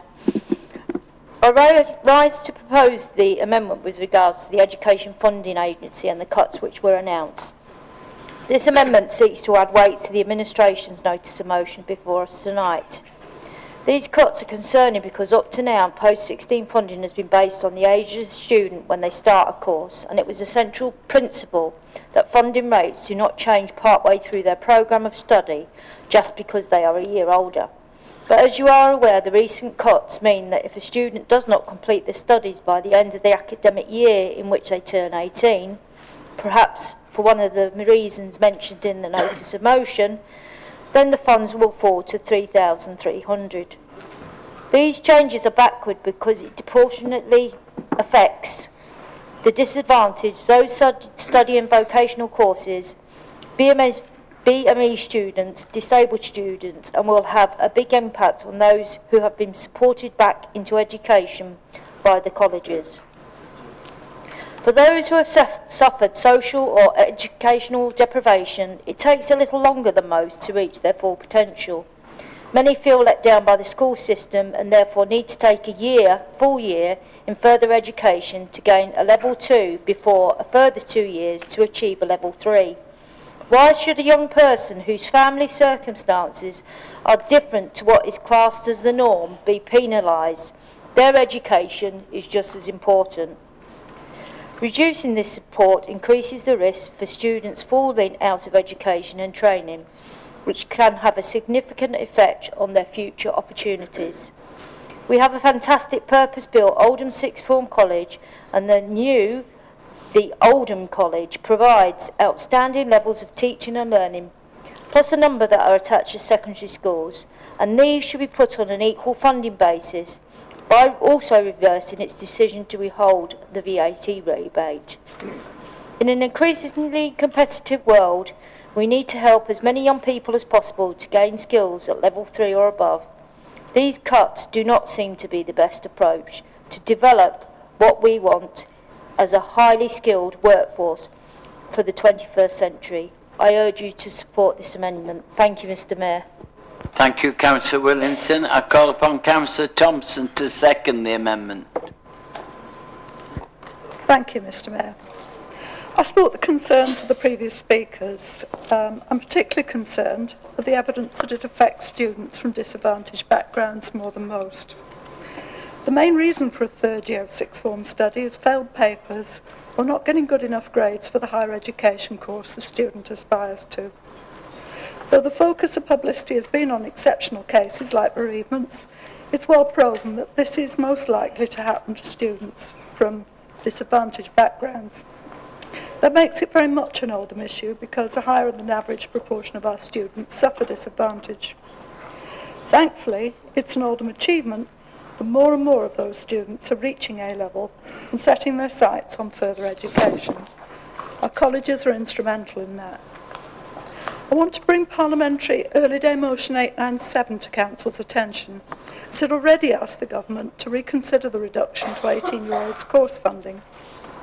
It's ahead of the game, as it was put forward on December the 18th last year and has been gathering signatures since. It would therefore complement strongly the lobbying measures already in the administration's motion. Joining with a cross-party group of parliamentarians will give the request a greater profile and wider credibility. As of lunchtime today, it had been signed by 13 Labour members, 3 Liberal Democrats, 1 Conservative and 1 Green. Greater Manchester MPs have supported are Liberal Democrat John Leach and Labour's Jim Dobbin. I wish there were more from all parties. EDM advocates that the current proposal to reduce the funding per sixth form place should be abandoned, and the previous reductions to funding for pastoral care, careers advice and extra studies should be reversed. It states the advantages of sixth form colleges, the standards, range of courses, cost effectiveness and university-like atmosphere. Our colleges shine in those respects. It makes the very points, and in much the same words actually, that the unamended council motion makes about reasons 18-year-olds might be embarking on a year of A-level study and may benefit particularly from being able to attend a college. It also petitions the government regarding a technical matter of equalising the VAT treatment between schools and colleges. That's ancillary to our main point, but it's nonetheless worth supporting, as it would benefit our sixth form college and the Oldham College. It would be just and sensible to iron that out. It's about input tax for VAT, but the upshot is that it means that the colleges would get more money. And it wouldn't disadvantage the schools. So given the advantages for Oldham and nothing to our disadvantage, I'm surprised that none of our Oldham MPs has seen fit to support the EDM. It's clearly worth asking them to support it in addition to other lobbying. It's a Labour-sponsored motion, would not compromise them in any way. I believe that demonstrates that this is not about politics but about pulling together for our young people. I urge Council to support the motion, whether amended or not, but my clear advice, Mr Mayor, is that it is stronger and more effective as amended. Thank you. Thank you, Councillor Thompson. I've already got some indication. Is there anyone else want to speak on the amendment? Right, Councillor Harkness.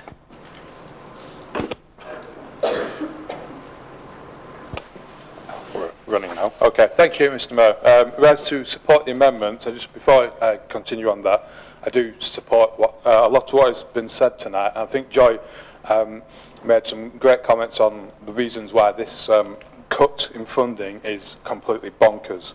I think the amendment does enhance the motion because it's going to give a level playing field for colleges and schools, college sixth forms and schools with a sixth form, because the school element ones don't pay VAT and the others do. And I think the early day motion is an important thing that we need to really go on and support. And I think the recent 17.5% proposed reduction in funding just identifies that urgency that we need to address that division as well as opposing these funding cuts.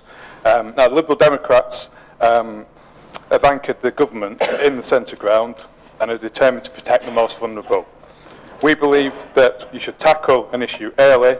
That is why Liberal Democrats ensured that there are free nursery places available for the most vulnerable and that every infant child will receive a free school meal. The Liberal Democrat pupil premium ensures the schools receive extra funding for the most vulnerable students, and also the catch-up premium, which will help those people who are starting secondary school behind to catch up. All these have been previously opposed by Labour and the Tories in coalition negotiations. Thankfully, the Tories agreed eventually to go along with this. Okay, so I understand that those 18 who failed to get a C in English or Maths or those with learning difficulties or disabilities are supposed to be protected from this. I think Councillor Akhtar does emphasise why I and many Liberal Democrats and many of the members of other parties are not reassured by this. And this will be enough, there's enough, a lot of fear, and those who need any extra support to achieve the qualifications they need will end up leaving without the skills to be successful in the workplace. So we need to be bringing down barriers for the young people and vulnerable. We should invest more in career services, advice and skills for the workplace, and not put up barriers like this. A lot has been done to tackle young people's difficulties early, but we should not let them down at the last hurdle, and support the amendments and the motion. Thank you, Councillor Harkness. Does Councillor Akhtar wish to reply? Councillor Akhtar. Thank you, Mr Mayor. I'm a bit surprised by Councillor Harkness's comments that his Lib Dem colleagues have anchored the government. I definitely agree with that. They have definitely anchored the government in getting these gross unfair cuts through, by the way. They just want to be good cops when it suits them and bad cops when it doesn't, to be honest with you. But, Mr Mayor, I rise to speak against this motion, as I thought the original motion was, the amendment, as I thought the original motion was non-contentious and quite clear in terms of what it was asking for, whereas this amended motion politicises it by scoring cheap political points against our Labour MPs who have always stood for young people nationally, but in particular for young people of Oldham. Oldham Council's sort of track record of providing educational facilities and services is second to none, and in most cases over and above what the government of various colours has funded us for. As a local authority, we have a very positive working relationship with our 3 MPs. What the amending motion tries to do is damage this working relationship. I have proof here that our MPs have already raised this issue in the House of Commons. On the 6th of January, in the education questions, Debbie Abrahams raised the issue along with her other Labour colleagues. She actually didn't wait for this motion to do so. Personally, I think as a Lib Dem group, you're trying to cloud the issue by reflecting the attention to our Labour MPs so that in order to get them to support the early day motion, which was actually tabled on the 18th of December, a few days before Christmas. And as you've alluded, councillors, you've said that only 18 MPs have signed it so far, of which 15 were Labour. So if your party was so much against it, how come only 3 have actually signed it so far? And I can assure you that our 3 MPs have already raised this issue, and they will carry on raising this issue. And the harsh reality of it is that it is your government who have cut the funding, and so shame on you and your colleagues in the House of Commons. I urge the Council to vote against the amended motion. Thank you, Councillor Akhtar. Does Councillor Williamson wish to reply?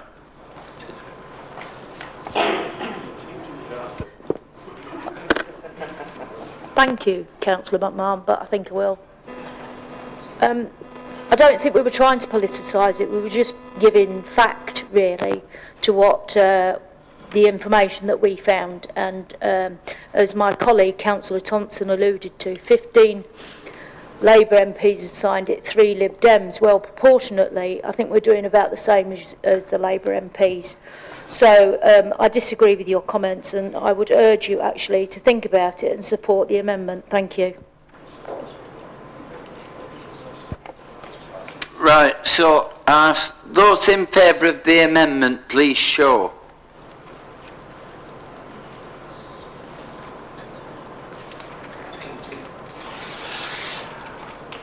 Thank you. Those against, please show.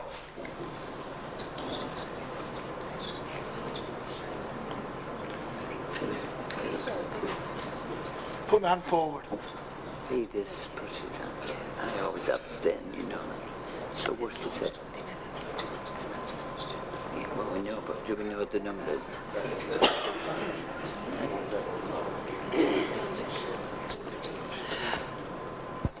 They're telling me something I already know, that the amendment is lost. But I was asking for the numbers. But I think we can safely say that it was overwhelmingly lost because just the Liberal Democrat members voted for it. Everybody voted against. So I think you can all, if you do want the numbers, I'll get them for you. But I think nobody doubts that it was lost. So now I have to ask, does any member wish to speak on the original motion, which is now the substantive motion? No? That's good. So I'll ask Councillor Akhtar once again now. He has the right to reply again. No, you're going to waive it?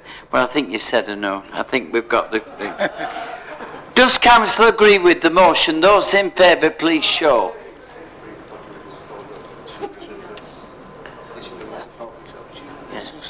Is there anyone against? That's overwhelmingly carried, so the motion is carried.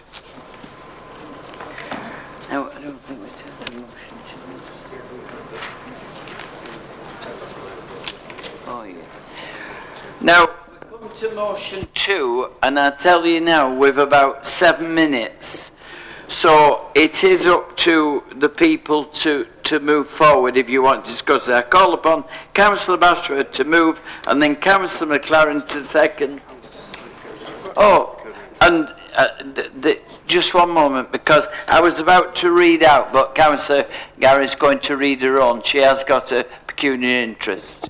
Yeah, thank you, Mr. Mayor. It's just to advise that I do have a disclosable pecuniary interest in this matter. She did, when the list went round, she realised she hadn't declared it, and word did come to us. So I was about to read out that we had accepted and received her interest. Everybody happy with that? We can move on. Councillor Bashford, to move. Let's see if it works. No. I just have to shout. Thank you, Mr. Mayor. Just before I start, can I just point out, eagle-eyed people may have noticed that the motion actually refers to the Home Secretary as a he. I think Theresa May is definitely a she. So, well, we might agree with you there. I don't think rudeness about the Home Secretary is part of this motion. I was said that with the greatest respect, Mr. Mayor. Mr. Mayor, it's to Greater Manchester Police and the Chief Constable's credit that they've been able to continue to drive crime down and build public confidence in the face of the unprecedented cuts they've had to face and are still facing over the last few years. But this cut that's crept on us now, we've been talking about transparency earlier, it certainly wasn't transparent.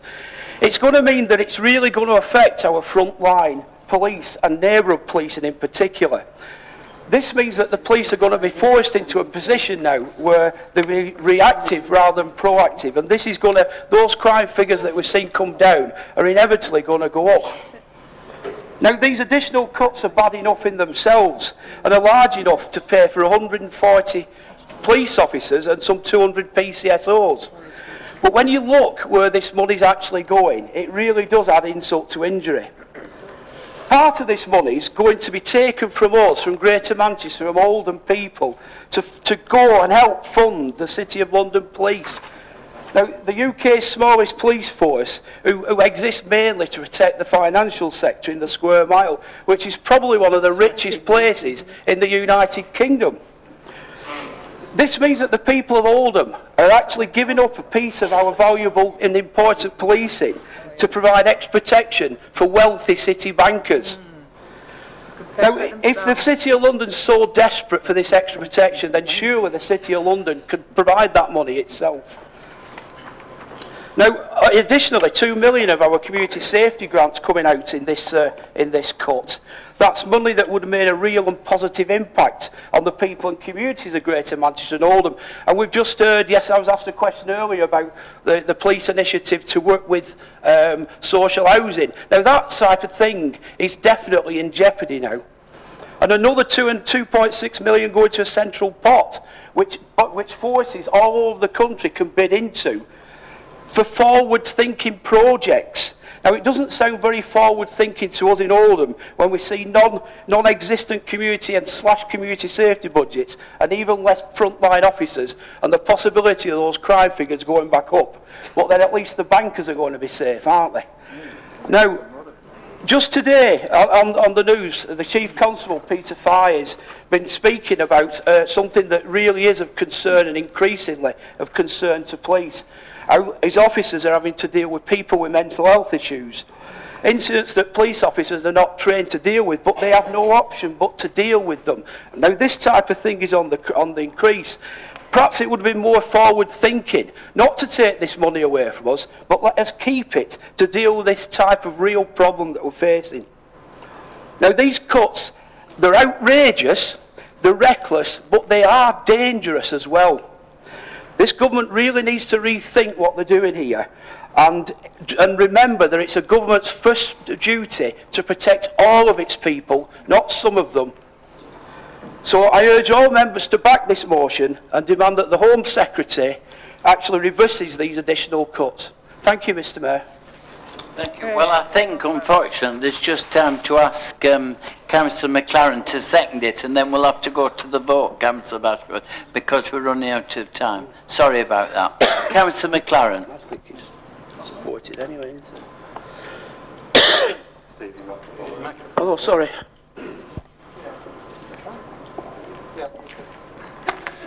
Thank you, Mr. Mayor. I'm delighted to have the opportunity to second this notice of motion relating to the reduction in expenditure of 6.4 million, which will have a direct impact on frontline policing across Oldham. Councillor Bashforth has outlined and explained...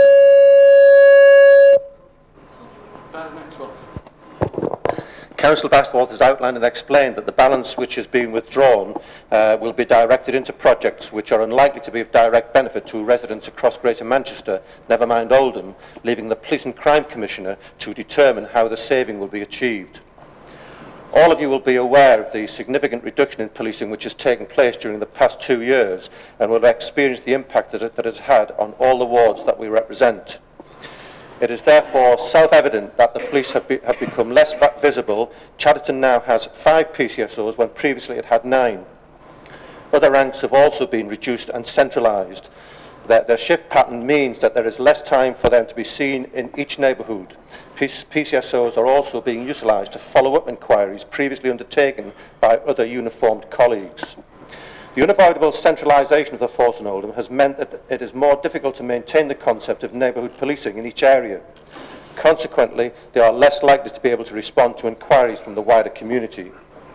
A major incident may mean that more officers and PCSOs are diverted away from their normal duties, leaving some areas without effective policing and the force unable to respond quickly if other problems should arise. In such circumstances, it remains to be seen how the reduction in crime can be maintained. The potential for an increase in crime is obvious, and the danger is that there will be a loss of public confidence in the ability of the force to fight crime, protect the public, and target criminals. A further consequence is the problem which can arise when resources are stretched and officers who are unfamiliar with a particular area are drafted in to respond to a situation which has occurred. Their lack of local knowledge may prove to be a hindrance and could adversely affect some of the community contacts established by the officers who have been working in the area for some time. The police will become... Mr McLaren, I'm sorry, but I have to ask you to wind up because we've run over time. This is a consequence of timings, which is not my fault, but unfortunately I will have to ask you to do that. I have pleasure in seconding the motion. Thank you. It's been moved and seconded. All those in favour, please show.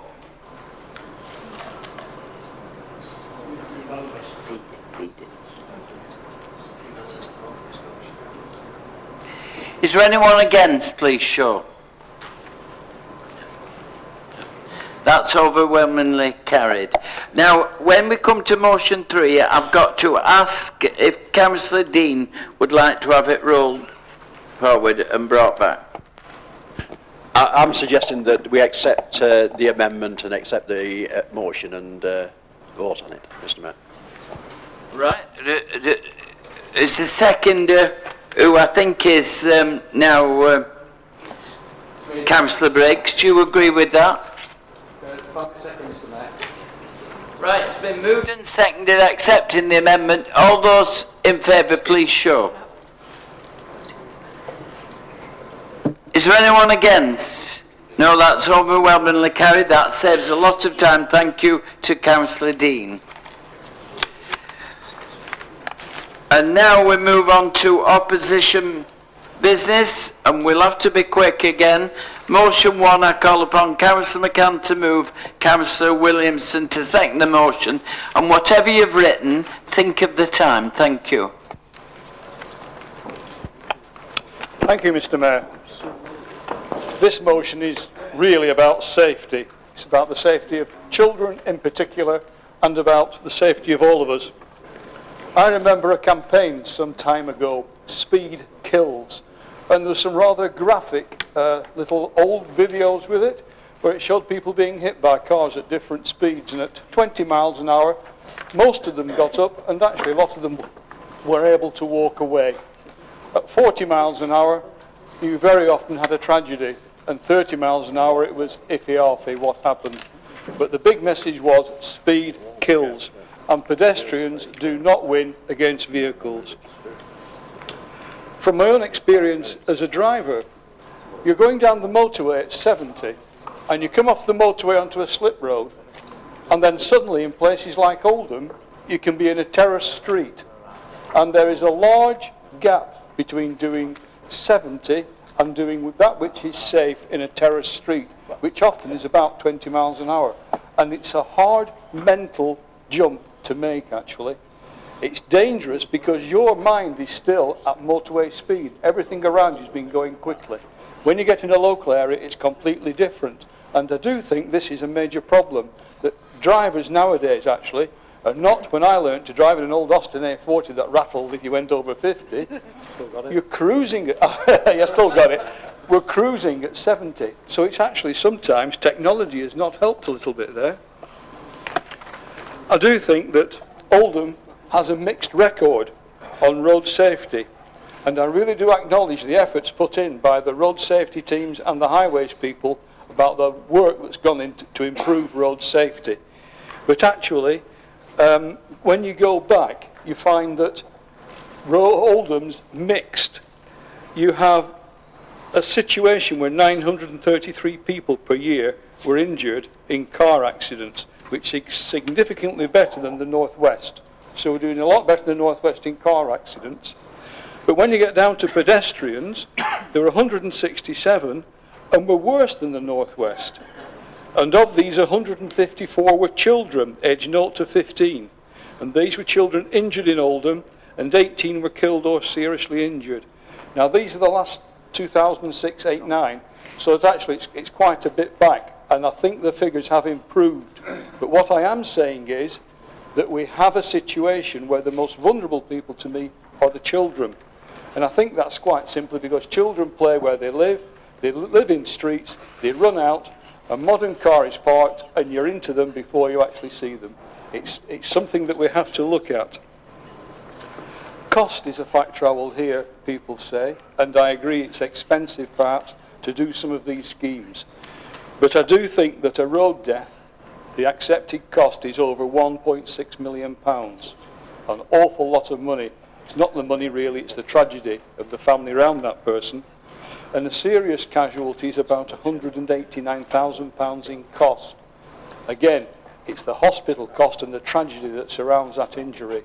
So what I am asking actually is that this council puts this to a body, the overview and scrutiny body probably, to have a proper look at it, to see what schemes we could do in Oldham, how we could make it effective, whether it's a combination effort of signs and education, going around schools explaining to children, telling the parents at the schools, who are often responsible for some of the most dangerous behaviour, that actually this could kill your child.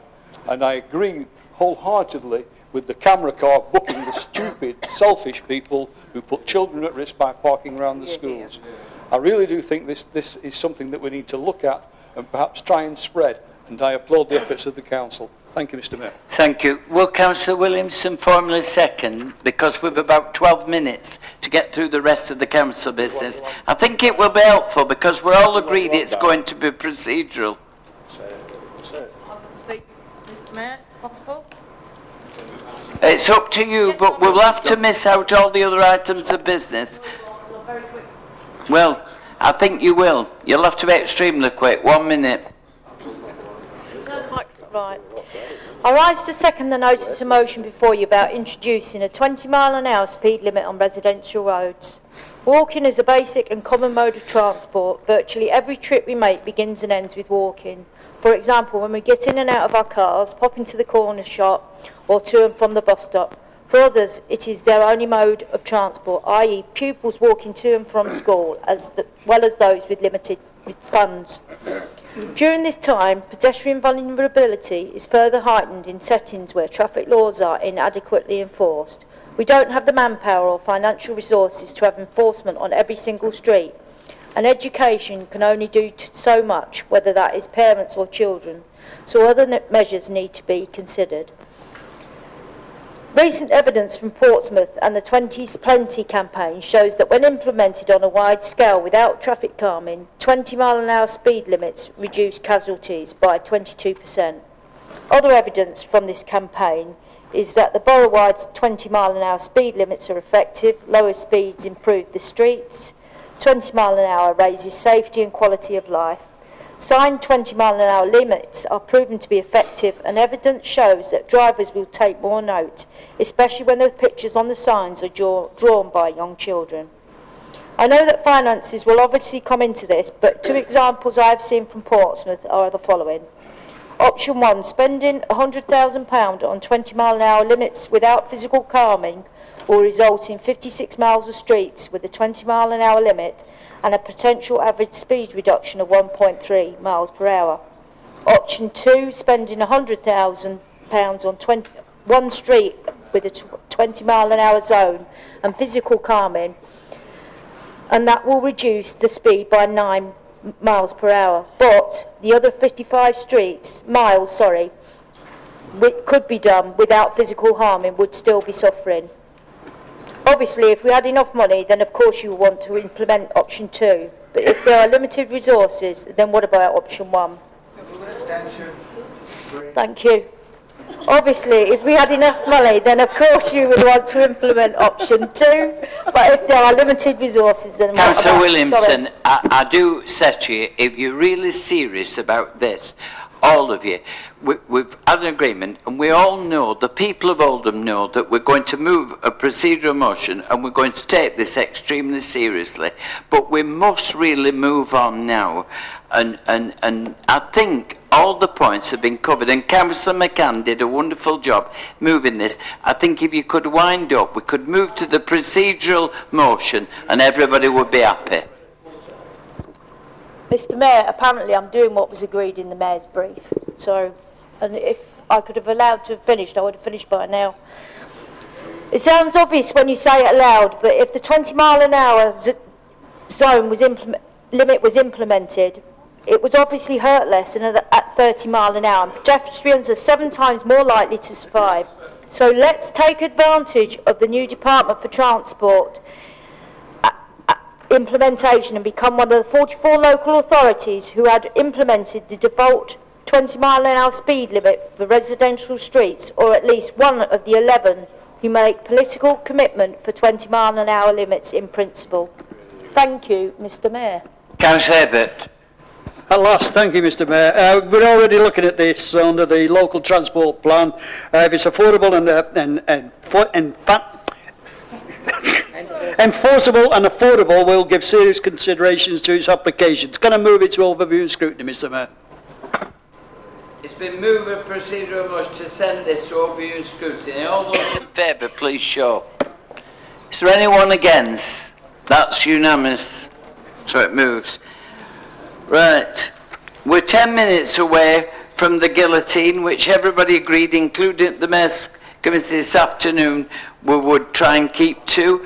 So does Council wish to extend the guillotine now by 15 minutes to complete? No, in that case, I have to say that we shall have to, we won't have time to do the motions and amendments, and I think we'll have to move on.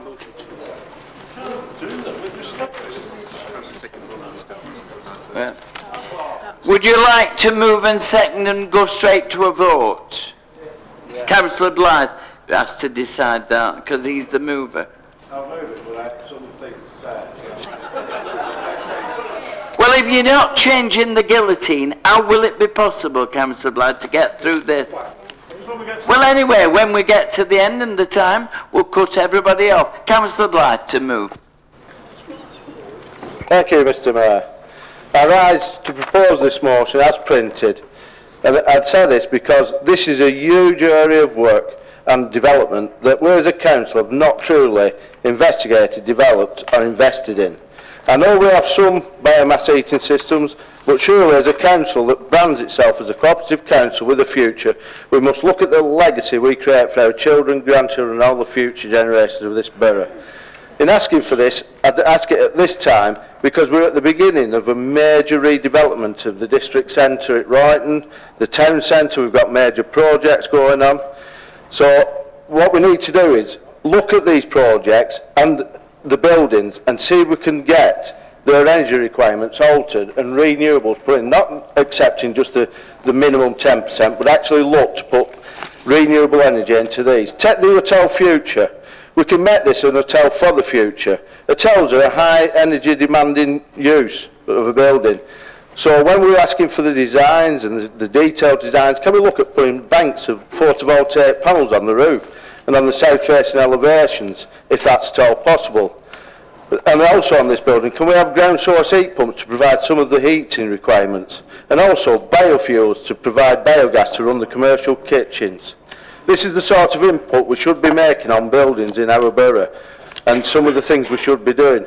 We've got to look at the ones that we can influence. We can't do ocean power here. We haven't got any oceans close enough to us, but we can do biofuels, solar with cheaper, more efficient photovoltaic panels, geothermal ground heat source pumps, microgeneration and traditional, plus phosphoric acid fuel cells, thermal storage, heat-fired absorption, cooling. The list's endless. But as a council, we've not done enough on it. We haven't invested into this growing market. And we need to do this now. We need to put the energy of this borough to the forefront. We can't be reliant on ever-diminishing fossil fuel products, which are getting harder and harder to obtain. And we as a country are on the brink of embarking on the most extreme extraction method to date, and that is fracking. Everybody's up in arms about it. We don't know what it's going to do. That's the problem. And all the problems this could bring with it. The things we've done so far, such as charging points for electric cars, still heavily rely on fossil fuels to produce that electricity, with only the hydro scheme and the biomass being the ones with truly renewable energy. So we could set up many schemes such as Southampton Council as heat source pumps heat the Civic Centre, Westquay Shopping Centre, Royal Southampton Hospital, Solent University. This appears to be a council with a future vision. Woking have set up community energy schemes which employ similar renewables. So as a council with a future, I commend this motion and ask for your support on this. This is a way forward, not to kick it into long grass. Thank you very much. Thompson to second. Thank you, Mr. Mayor. Councillor Blythe's given the council a vision of what's possible, and Oldham has some useful schemes and some ideas for more, but can and must up its game dramatically. The administration's made clear from its amendment that it considers that it's done enough. It's made a plan, keep out.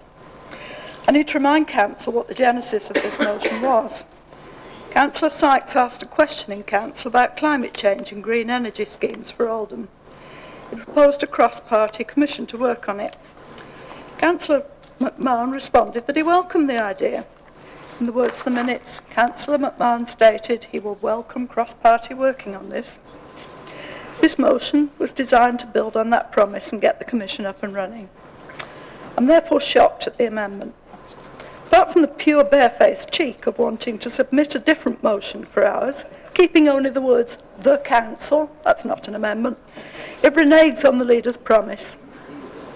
Let me look at the essentials of our motion.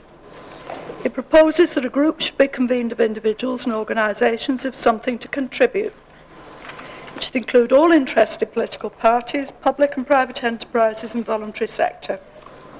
Such a gathering could be expected to bring a vast range of knowledge, innovative ideas and experience. Such groups typically produce results which go way beyond the vision of any one participant.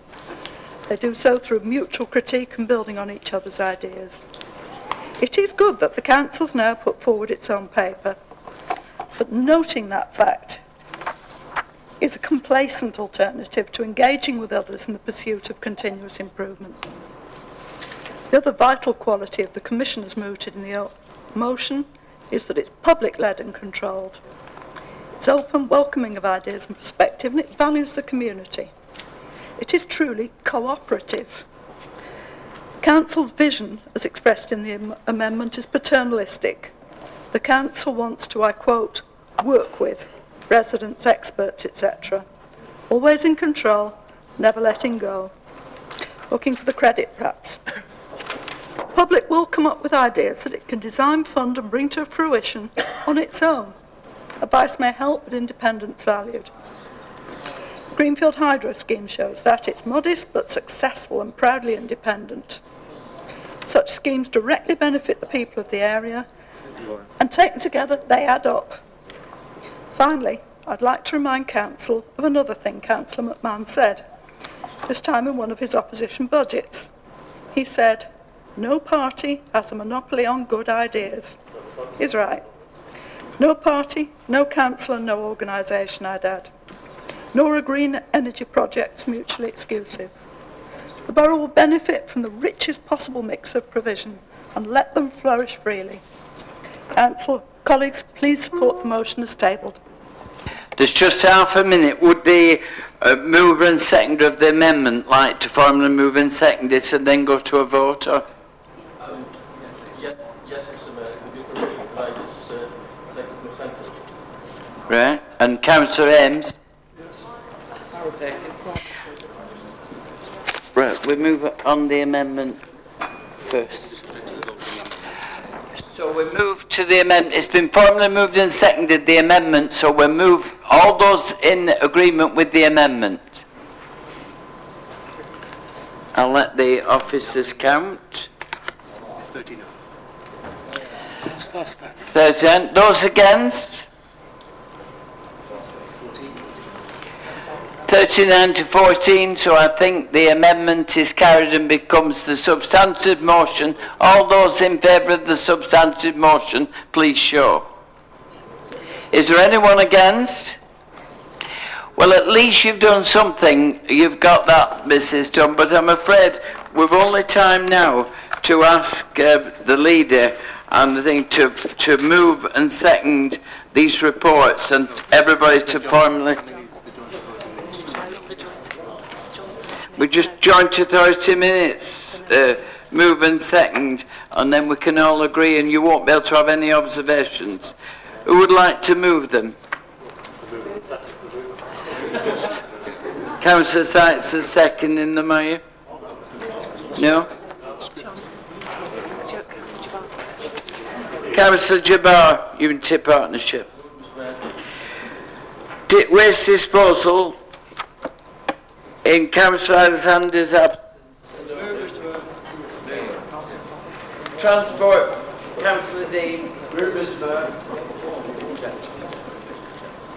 Right, all those in favour? Anyone against? They're carried. And now that's the guillotine, so we've come to the end of the council meeting. And well, we were at 5:30. 16, still got to move them. Yes, if you wish to do. Would Councillor Akhtar second it? Yep. I'll second the one I'm supposed to be doing, which is the last one, Mr. Right, they have been moved and seconded on block, these reports. All those in favour, please show. Now, I suggest everyone goes away and thinks carefully about the guillotine and how much time they want to repeat each other's question next time, and how much time they'll devote in cutting it down and making sure we get through the business. I'd like to thank you for attendance, but I'm not sure you deserve it. But have a safe journey home anyway. Thank you.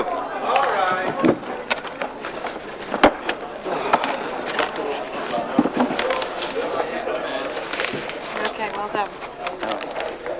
How exhausting that was.